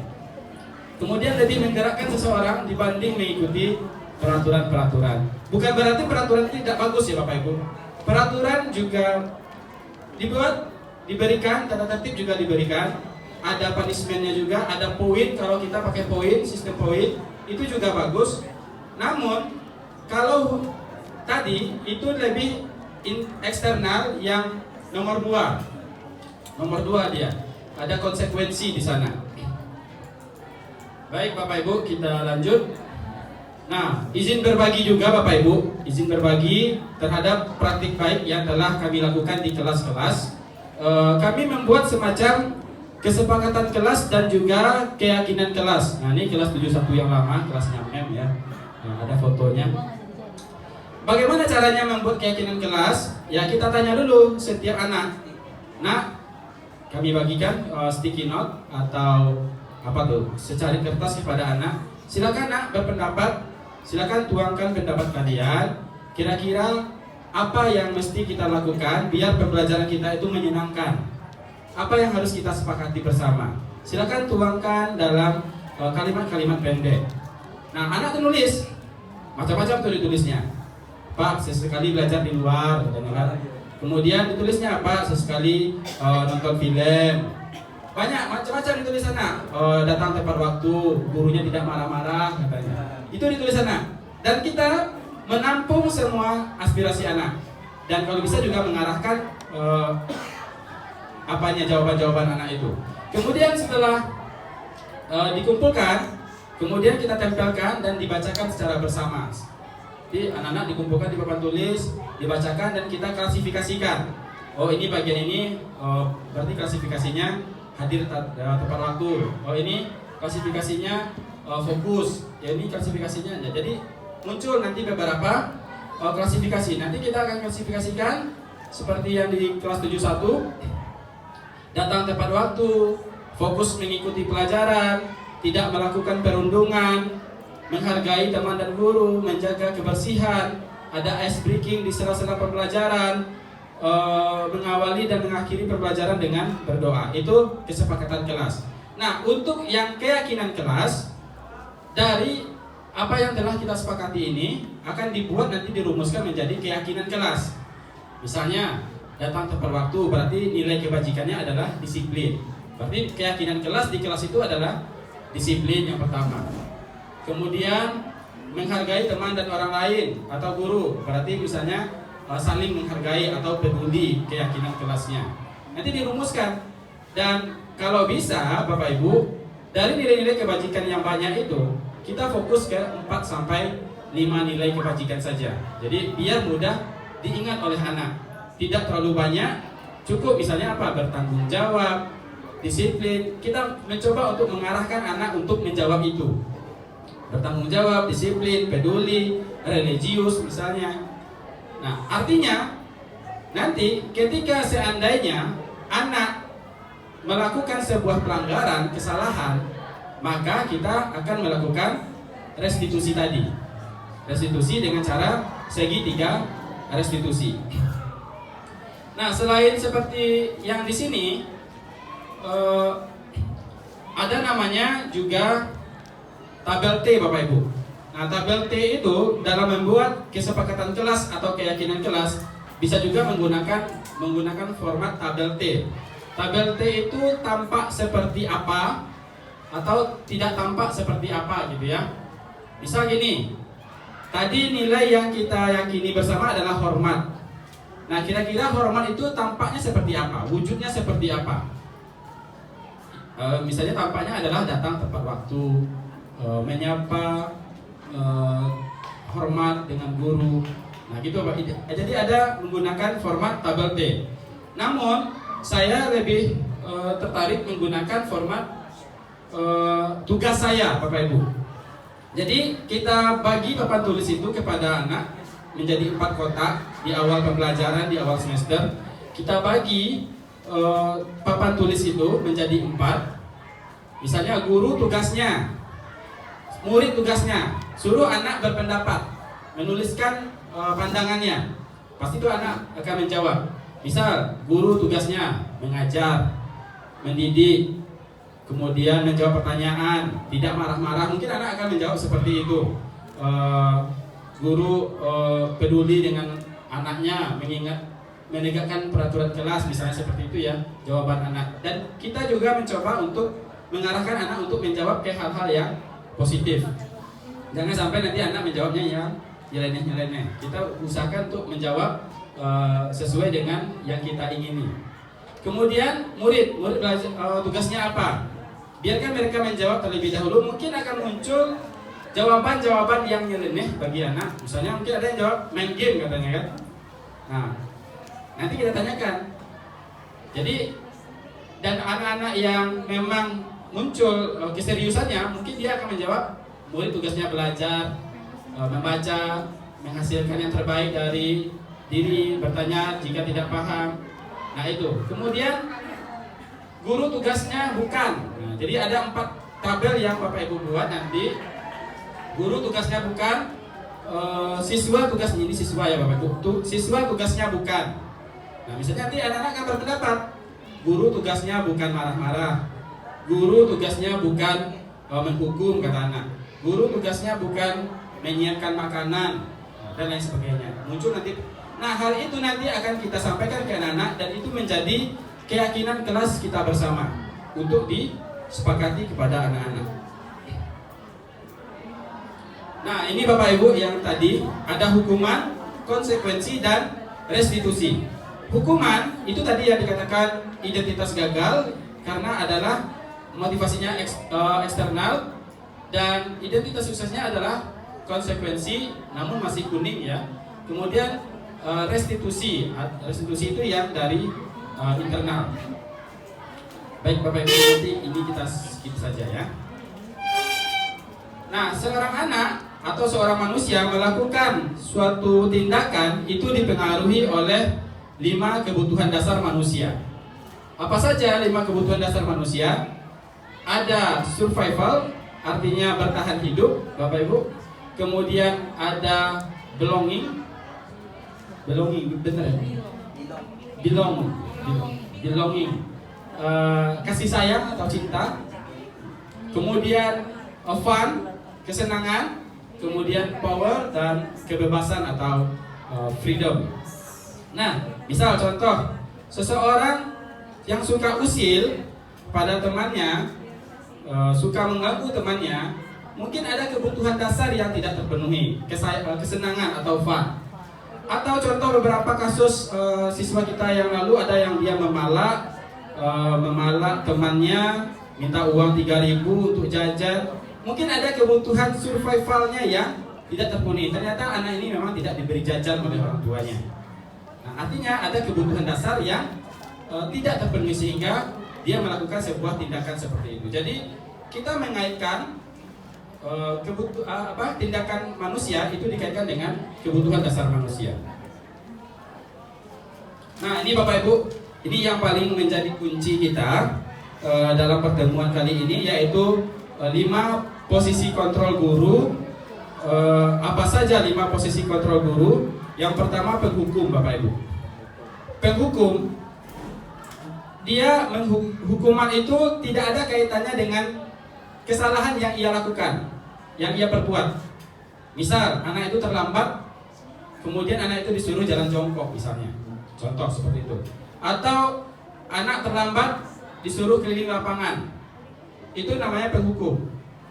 Nah ini adalah identitas gagal Kemudian ada pembuat rasa bersalah. Nah, kalau dalam hukum itu dia nadanya lebih keras gurunya. Sini kau. Kemudian membentak, kemudian nada yang tinggi, Bapak Ibu. Nah, sedangkan dalam pembuat rasa bersalah itu adalah nadanya lembut, tapi menjadikan anak itu merasa bersalah. Kamu lagi yang buat salah. Gak kasihan kamu dengan ibu. Gak kasihan dengan orang tua kamu yang susah-susah belajar, yang sudah susah-susah membuat menafkahi kamu. Artinya guru yang seperti itu merasa lembut ucapannya, tapi membuat anak merasa bersalah. Dia merasa menjadi identitas yang gagal, Bapak Ibu. Kalau yang teman, nah ini posisinya guru lebih suka ramah, senda gurau, bersenda gurau dengan anak. Namun anak menjadi ketergantungan. Ketergantungan maksudnya adalah dia hanya ramah dengan guru itu saja misalnya. Dengan lain dia tidak seperti itu. Nah itu yang teman. Kemudian pemantau. Nah ini pemantau sedikit lebih baik. Kalau pemantau, dia melakukan suatu tindakan karena ada data, ada kesepakatan yang telah dibuat sebelumnya. Terlambat nak, kalau terlambat konsekuensinya apa? Misalnya konsekuensinya tidak istirahat selama 10 menit, tetap berada dalam kelas, tidak boleh ke kantin. Misalnya itu konsekuensinya. Artinya guru ketika sebagai pemantau, dia akan sebagai menguatkan dirinya sebagai dengan data-data atau kesepakatan-kesepakatan yang telah dibuat. Kemudian yang paling baik itu adalah posisi manajer. Bapak Ibu, ini ada sedikit tayangan. Silakan disimak terlebih dahulu. Mungkin penjelasan saya sedikit berlibat ya. Silakan Bapak Ibu simak 5 posisi kontrol ini dengan saksama. Mari kita belajar bersama Bapak Ibu. Loh.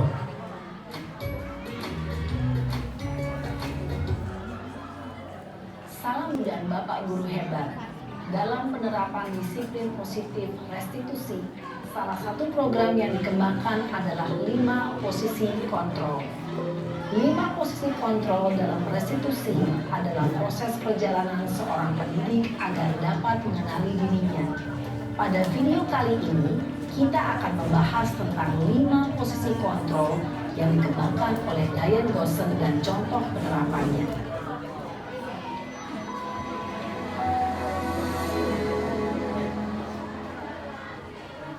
5 posisi kontrol itu adalah 1. Posisi penghukum, 2. Posisi pembuat merasa bersalah, 3. Posisi teman, 4. Posisi pemantau atau monitor, dan 5. Posisi manajer. Untuk lebih memahami kelima posisi tersebut, mari kita saksikan kasus Naren yang terlambat hadir 20 menit di sekolah dan melihat bagaimana kelima posisi kontrol dalam menghadapi masalah tersebut.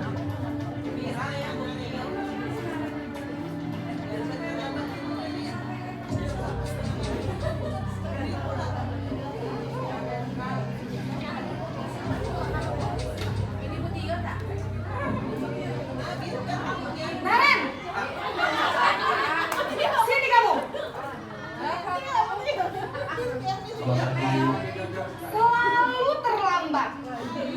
Kamu deh, pasti terlambat. Maaf Bu, saya... Apa? Apa coba? Alasan kamu apa lagi? Kapan sih kamu tidak terlambat? Malas sekali ya kamu jadi anak. Saya... Dasar pemalas. Gak kapok-kapok sih kamu. Sudah berapa kali terlambat? Sana, kamu keliling lapangan basket 2 kali.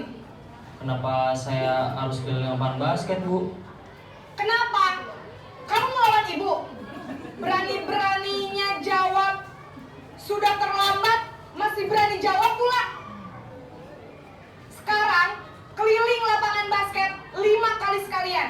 Biar kapok. Cepat, pergi sana ke lapangan basket. Posisi penghukum biasanya berbicara dengan nada tinggi, menghardik, menunjuk-nunjuk, menyakiti, dan menyindir. Hukuman bisa berupa fisik maupun psikis. Ibu dan bapak guru hebat. Dampak yang terjadi pada murid ketika guru berada pada posisi penghukum adalah murid cenderung akan memberontak, bahkan menyimpan dendam.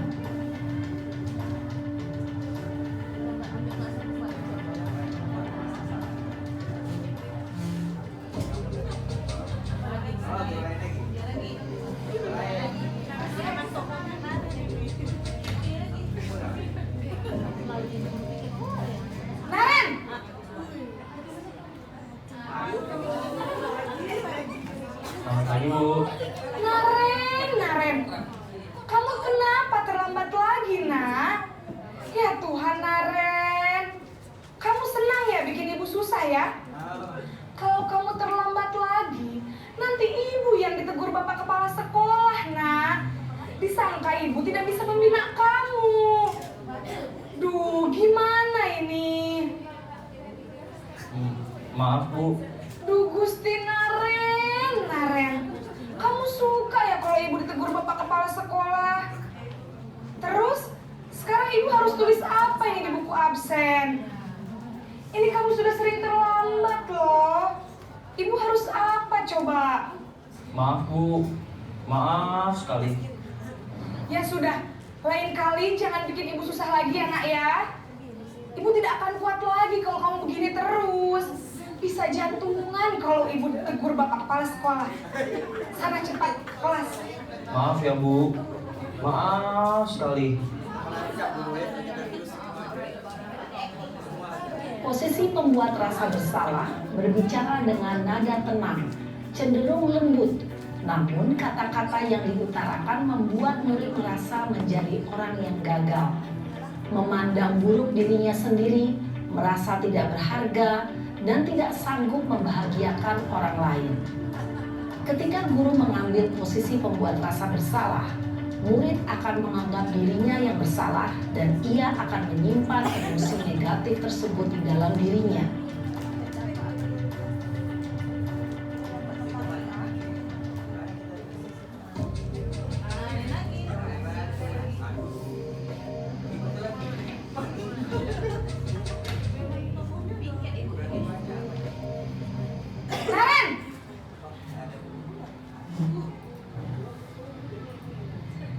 Selamat pagi, Bu. Wah, sudah jam berapa ini, nak? Terlambat lagi ya, sayang? Iya, Bu. Habis ibu saya lupa bangunkan saya, Bu. Kamu malah menyalahkan ibu kamu. Kamu bukannya anak yang larinya paling kencang. Kok terlambat sih? Iya, Bu. Saya memang terlambat bangun tadi. Jadi, biarpun saya lari kencang, tetap gak kekejar, Bu. Ya sudah sana, nanti lain kali larinya lebih kenceng lagi ya. Biar gak terlambat lagi.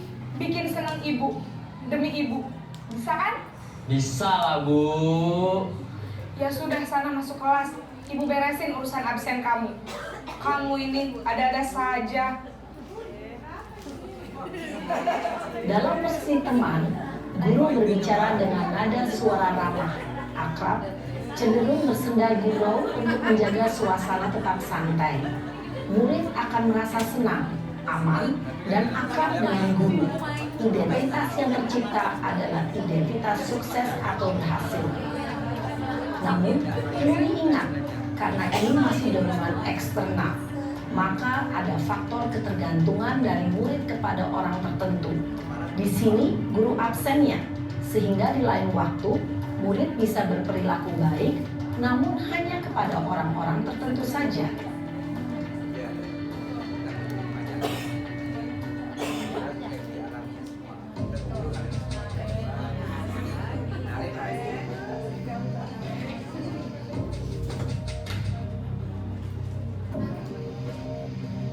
Naren!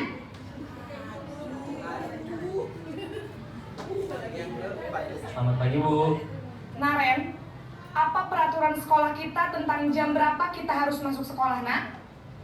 Kita harus di sekolah jam 7, Bu. Iya betul, sekarang sudah jam 7.20. Naren sudah tahu konsekuensinya jika terlambat hadir. Paham Bu, saya harus tinggal kelas pas jam istirahat selama 20 menit. Iya benar, konsekuensinya demikian. Jadi nanti jam 9.30 pas istirahat, kamu harus tinggal di kelas, kerjakan tugas tambahan untuk ketertinggalan kamu, ya? Baik Bu. Posisi pemantau mengandalkan penghitungan atau data untuk mengontrol murid. Guru mengarahkan murid berdasarkan peraturan dan konsekuensi. Seorang pemantau menunjukkan bahasa tubuh dan ekspresi wajah yang datar dan cenderung formal.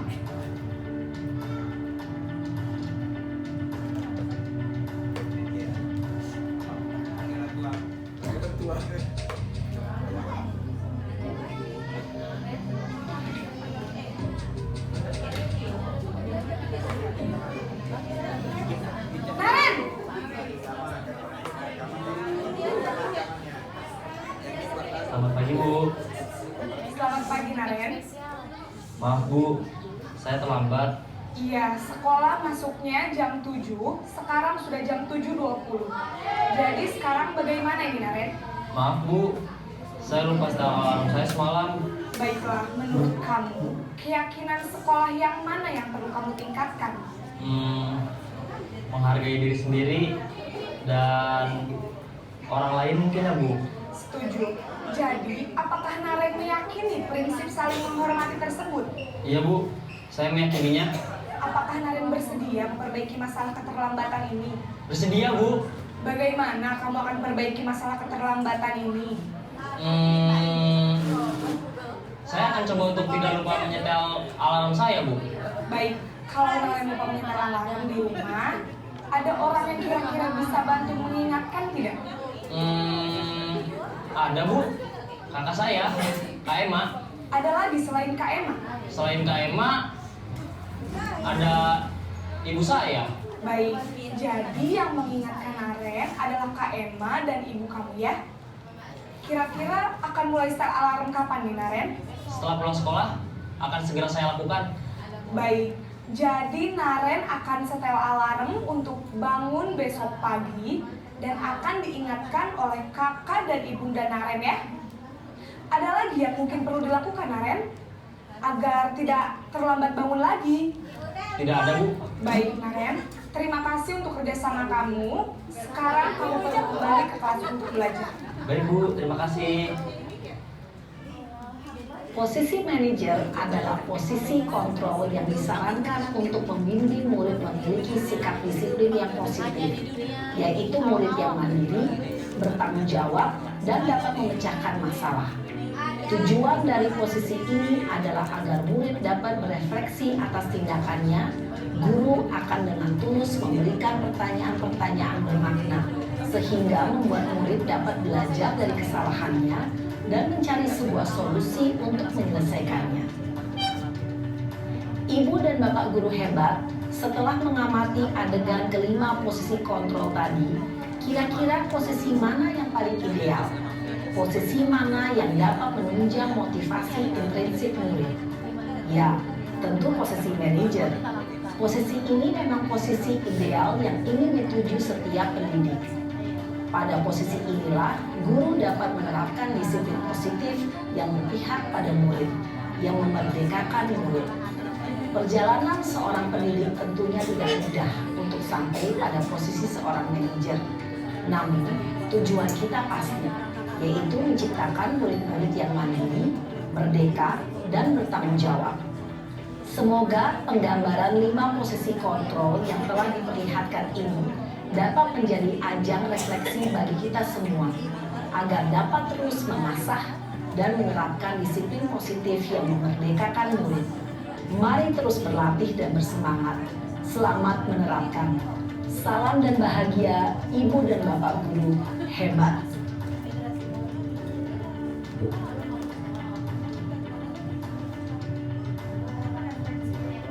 Baik, Bapak Ibu, mohon izin Pak Salmin sebentar ya Pak Salmin. Itu 5 posisi kontrol yang digagas oleh Hadi Diana Gosen. Bapak Ibu, saya pribadi Dari 5 itu 4 sudah menerapkannya. Penghukum, pembuat rasa bersalah, teman, dan pemantau. Yang ya Bapak Ibu boleh berbagi pengalaman, kira-kira Bapak Ibu sudah berada di mana kira-kira? Ya.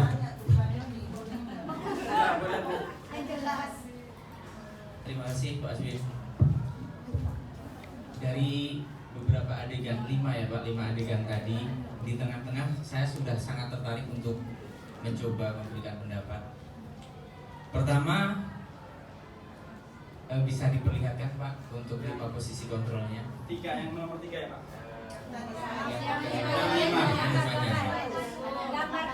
Pertama Bu, Bapak Ibu, penghukum. Pernah saya mendengar di sekolah kita pernyataan seperti ini. Yang galak seperti itu memang harus ada di sekolah ini. Jika tidak, apa jadinya sekolah ini? Seperti itu Pak.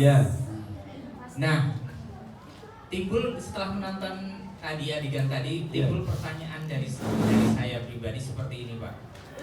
Lalu, jika manajer itu memang posisi kontrol yang terbaik, perlukah posisi penghukum ini ditiadakan? Satu itu. Nanti pertanyaan. Kedua Pak, saya yakin dari 5 tadi telah mewakili masing-masing dari kita kurang lebih 58 guru.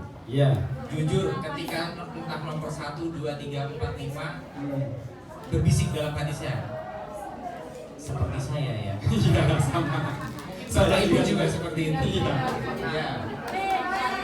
Nah, jadi Pak untuk posisi kontrol terbaik yaitu manajer. Itu apakah cara bagaimana yang tepat untuk menerapkannya? Kalau contoh tadi ibu gurunya bertanya, kurang lebih pertanyaannya keyakinan sekolah apa lagi yang perlu kamu tingkatkan? Kebetulan Naren tadi bisa menjawab. Tapi pernah saya melakukan, anak saja mau jawab apa bingung. Bingung diam. Keyakinan dia bahasa. tahu apa keyakinan. Bahkan mungkin dia melanggar peraturan yang mana saja untuk menyebutkannya mungkin tidak tahu. terucap. Ya seperti itu. Jadi trik seperti apa untuk mewujudkan hal tersebut? Mungkin ada tips masukan dari Pak Aswin. Ya baik, terima kasih. Baik. Luar biasa Pak Yeri. Memang ini juga menjadi PR kita bersama untuk posisi manajer. Memang ini menjadi hal yang bukan sulit ya, tapi perlu habituasi yang terus-menerus dilakukan Bapak Ibu. Dan salah satu awalnya tadi itu adalah dengan saat kita masuk di awal pembelajaran atau di awal semester, kita memang membuat yang namanya keyakinan kelas, kesepakatan kelas. Selain memang ada peraturan atau tata tertib sekolah. Jadi peraturan tata tertib sekolah selama FLS sudah dibagikan kepada anak-anak. Anak-anak sudah tahu aturannya, anak-anak sudah tahu konsekuensinya, dan itu tidak cukup peraturan sekolah ataupun tata tertib. Perlu ditambah dengan keyakinan kelas dan kesepakatan kelas. Itu menjadi gerbang utama agar kita mampu memposisikan diri sebagai manajer. Itu yang pertama dulu. Di awal pembelajaran kita memang buat kesepakatan, buat keyakinan kepada anak-anak di sekolah, di dalam kelas. Sehingga setelah keyakinan itu dibuat, kesepakatan itu dibuat, apabila anak tadi mengalami masalah atau kendala, maka tadi yang kita lakukan adalah restitusi. Nah ini masih belum, setelah ini ada namanya segitiga restitusi. Nah segitiga restitusi itu kita mencoba untuk menstabilkan identitas. Ketika anak melakukan kesalahan, anak berbuat salah, kita menstabilkan identitas. Kita mengupayakan agar anak ini tidak merasa identitas gagal. Makanya caranya kita adalah melakukan menstabilkan identitas. Contoh, anak itu tidak mengerjakan tugas. Apa yang kita lakukan? Kita minta klarifikasi terlebih dahulu. Misal, nak, kenapa kamu tidak mengerjakan? Kenapa kamu dipanggil ke ruangan bapak? Kira-kira kamu tahu tidak? Misalnya anaknya menjawab seperti itu, menjawab seperti ini. Tidak tahu pak, mungkin karena saya tidak mengerjakan tugas bapak kemarin ya. Ya benar. Kira-kira kamu kan hadir kemarin, kenapa tidak masuk? Kenapa tidak mengerjakan tugas? Mungkin anak akan menjawab alasan. Dan alasan anak itu janganlah kita bantah. Kenapa Bapak Ibu? Ketika kita bantah, anak lagi bermasalah, kita langsung mengkritik, itu akan menjadi membal ya, menjadi membal. Artinya kita terima alasannya. Oh Pak, kemarin itu saya ngantuk sekali Pak, sehingga saya tertidur. Kemudian kita mencoba untuk menjawab dengan seperti ini, menstabilkan dulu. Ya, seperti ini. Ya, mengantuk itu adalah manusiawi. Apalagi jam pembelajaran Bapak itu di akhir-akhir jam pembelajaran. Sangat manusiawi. Mengantuk adalah hal yang manusiawi. Siapapun pasti pernah mengantuk. Dan ya, jadi itu yang kita lakukan yang pertama dalam segitiga restitusi yang namanya menstabilkan identitas. Setelah itu, setelah menstabilkan identitas, kita akan masuk ke tahapan berikutnya, yaitu mengidentifikasi kesalahan atau tindakan. Nah, kira-kira di mana anak ini yang salah? Nah, kira-kira mengantuk. Kira-kira kamu tidak buat tugas kemarin. Kesepakatan kelas apa yang kamu langgar? Bertanggung jawab Pak, misalnya dia jawab seperti itu. Ya betul. Nah, artinya seperti itu Pak. Jadi memang untuk anak, ada memang anak ditanya apapun, paling jawabannya diam gitu ya. Tidak tahu Pak, atau ngangguk, atau geleng. Ya, memang ada anak-anak seperti itu. Memang inilah yang menjadi, kalau ibaratnya peselancar Bapak Ibu, si pelancar atau orang yang suka surviving, itu dia lebih senang kepada ombak yang besar. Iya, pokoknya itulah ya. Artinya dia lebih suka kepada ombak yang besar. Nah, ketika kita mendapatkan anak-anak yang seperti ini, ditanya diam, dijawab, dibilang dia geleng, nah itu mungkin adalah ombak yang besar buat kita. Di sana kita akan menyelami, mengarungi, berselancar di anak-anak tersebut. Ini yang menjadi tantangan kita bersama. Itu mungkin Pak. Atau ada Bapak Ibu yang mau berpendapat, silakan. Yang mana tadi Pak?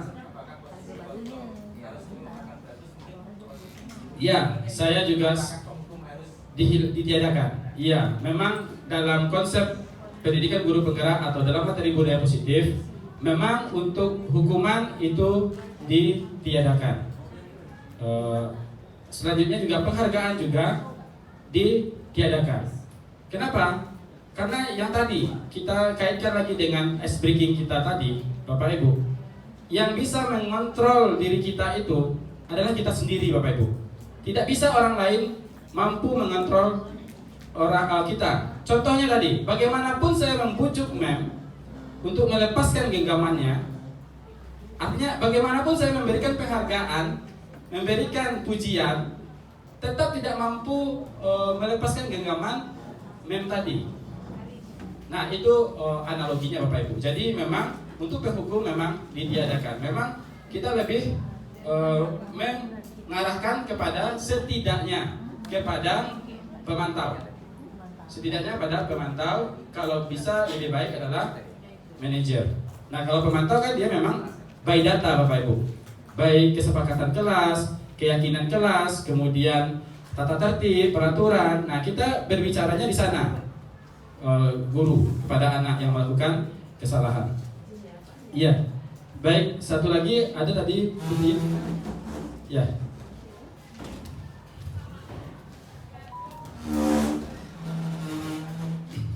Terima kasih Pak Azwin. Agak banyak saya berbicara karena saya termasuk tipe penghukum, tipe teman, sama, tipe pemantau, tipe pembuat rasa bersalah. Iya. Tapi bagi saya sangat impossible sekali menjadi tim manajer. Manajer. Ya. Yang menjadi pertanyaan saya dari tadi benak saya begini, wah ideal banget ini seorang guru menjadi seorang tim manajer. Terus kalau saya bayangkan dengan kondisi kita di lapangan, satu kelas isinya sekarang 43, next 60 orang. Bagaimana kita bisa memahami 60 siswa yang jumlahnya banyak sekali, kita satu dengan segudang tugas kita sebagai seorang guru? Apakah itu mungkin? Gitu. Kalau misalnya ada teori seperti itu, teori manajer bahwa guru seorang manajer, di lingkup siswa berapa orangkah di kelasnya sehingga itu pernah dilaksanakan si guru sebagai tim manajer itu yang pernah sudah mengalami gitu Pak ya. Kalau kita kan 43 saya tim manajer, saya angkat tangan. Malah saya lebih sering menjadi tipe penghukum. Contohnya kenapa nggak tipe penghukum? Kalau misalnya dikatakan kurikulum merdeka sekarang nggak bisa menghukum, ketika anak tidak mengerjakan tugasnya, sementara kita kan harus mendidik anak untuk disiplin, maka saya biasanya nih, kenapa nggak bikin PR? Alasannya apa? Gitu. Kemudian setelah mereka kasih tahu alasannya, ayo sekarang silakan keluar, selesaikan tugasmu di luar. Setelah selesai, silakan lanjut masuk ke dalam kelas. Sebenarnya itu adalah suatu hukuman secara verbal, mempermalukan anak, gitu. Tapi kalau tidak kita disiplinkan seperti itu, bablas, anak merasa oh tidak apa-apa rupanya. Kan kita sudah tanya alasannya, dan itu berulang-ulang kali, gitu. Nah, sehingga saya bilang tadi, tipe manajer itu sangat tidak mungkin. Maka setaunya Pak Azwin, yang tipe manajer itu pernah terlaksana di lingkup kelas yang bagaimana. Apalagi tadi misalnya di contoh videonya itu melakukan keyakinan sekolah. Kamu melanggar yang mana? Keyakinan sekolah nomor berapa? Kan gitu. Berarti setiap anak itu, kalau muridnya ada 1.500, setiap anak itu memahami benar keyakinan sekolah. Dia ingat benar, sehingga ditanya keyakinan yang mana yang kamu langgar, yang nomor sekian. Apakah itu mungkin? Apakah itu tidak mengada-ada saja? Apakah itu memang real terlaksana di dunia pendidikan kita sekarang? Itu yang menjadi pertanyaan saya. Sehingga kalau memang itu ada, ya kita termotivasi untuk melakukan, meniru yang seperti itu. Tapi dengan melihat pengalaman saya seperti ini, yang sehari-hari di lapangan, saya merasa tim manajer itu bagi saya impossible banget. Terima kasih. Baik, luar biasa. Baik Ibu, jadi dia memang dibutuhkan optimis ya kata Bu Amin. Iya, artinya memang yang pertama memang harus ada habituasi dan ada papanisasinya. Papanisasi itu maksudnya keyakinan kelas itu tidak hanya disampaikan begitu saja, tapi memang ada ditempelkan. Keyakinan kelas juga ditempelkan di tiap-tiap kelas. Atau peraturan sekolah memang bukan keyakinan sekolah, peraturan sekolah sama tata tertib. Iya, walaupun tidak dibaca Bapak Ibu, tapi kita tempel, kita berikan kepada anak dan kita sosialisasikan terus-menerus, itu pasti akan tinggal di dalam benak anak. Dan kalau menurut saya juga keyakinan kelas itu, kata saya tadi, jangan terlalu banyak, cukup 4-5 nilai-nilai kebajikan saja yang perlu kita tekankan. Misalnya kelas A ini, kelas B yang ini, kelas C yang ini, kita sampaikan itu, misalnya tanggung jawab, peduli, disiplin, jujur dan lain sebagainya. Jadi itu Bapak Ibu. Jadi memang kalau saya ada namanya berbasis kekuatan. Kalau kita melakukan suatu program dengan berbasis kelemahan, itu memang kita menjadi pesimis. Tapi kalau kita melakukan dengan berbasis kekuatan, fokus kepada apa yang kita kuat, maka kita terapkan di sana. Kita memandang sesuatu itu bukan melihat kekurangannya, tapi kekurangan itu dijadikan kekuatan kita. Nah itu kalau prinsip dalam membuat atau merancang program menjadi posisi manajer ini. Kita memandang sesuatu itu dengan posisi kekuatan, seperti itu Bu. Tapi untuk menerapkannya memang dibutuhkan kesabaran Bapak Ibu. Betul, sangat dibutuhkan kesabaran, sangat dibutuhkan pembiasaan yang secara terus menerus kontinu. untuk bisa anak ini terbiasa dan kita pun juga terbiasa menjadi posisi manajer gitu Bapak Ibu. Ya, baik. Terima kasih.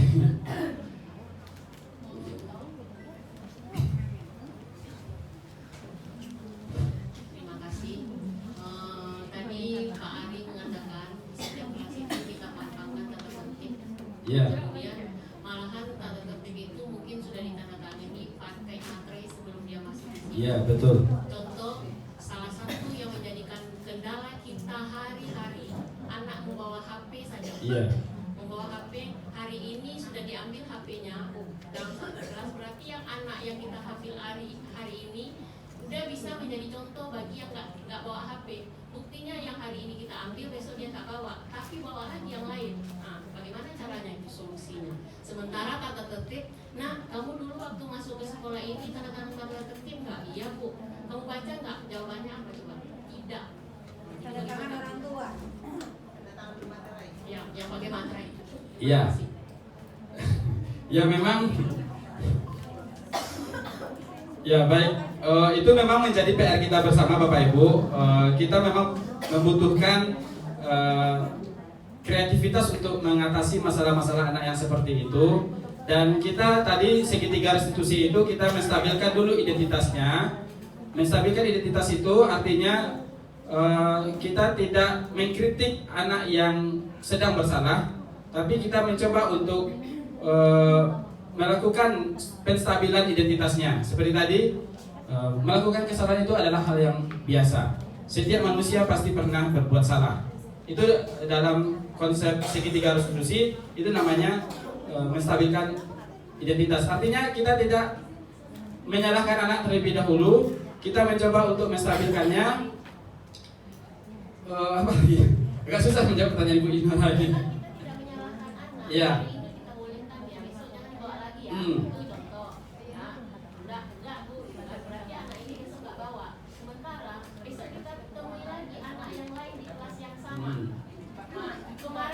Kemarin apa janji ini saksinya banyak loh satu kelas. Kalian berapa orang nak satu kelas? 42 Bu. Kemarin yang bawa HP berapa orang? 1. Saksinya 41 loh. Hari ini lain lagi yang bawa. Berarti kamu kemarin dengar nggak apa yang dibicarakan? Iya. Iya, artinya kita kembali kepada keyakinan kelas. Memang anak itu memang ya namanya anak-anak dalam masa mencoba-coba untuk mungkin apabila satu rombel itu anak cuma berkisar di antara 25 sampai 28 orang, itu mungkin bisa. Tapi kalau dengan keadaan sekolah kita yang rombelnya rombel gemuk, kalau saya bilang, saya yakin tidak bisa. Terima kasih. Ya baik. Jadi intinya memang butuh kesabaran, butuh optimisme, dan kita memang memandang kelemahan itu menjadi kekuatan, bukan dijadikan penghambat. Kalau prinsip yang dipelajari memang seperti itu Bu, mohon izin, mohon maaf kalau ada yang tidak berkenan kiranya. Baik, kan validasi dan menanyakan keyakinan, dan ini dalam menanyakan keyakinan tujuannya adalah untuk memotivasi internal, bukan eksternal. Nah itu saja Bapak Ibu perjumpaan kita pada hari ini. Tadi diawali dengan pantun, diakhiri juga dengan pantun sebagai budaya kita di bumi Melayu ini. Duduk sendirian di malam hari, kasihan sekali ya, malam hari sendirian. Iya. Duduk sendirian di malam hari begitu banyak beban pikiran. Cukup sekian diseminasi ini, salah dan janggal mohon dimaafkan. Bismillahirrahmanirrahim ya. Assalamualaikum warahmatullahi wabarakatuh. Sayonara.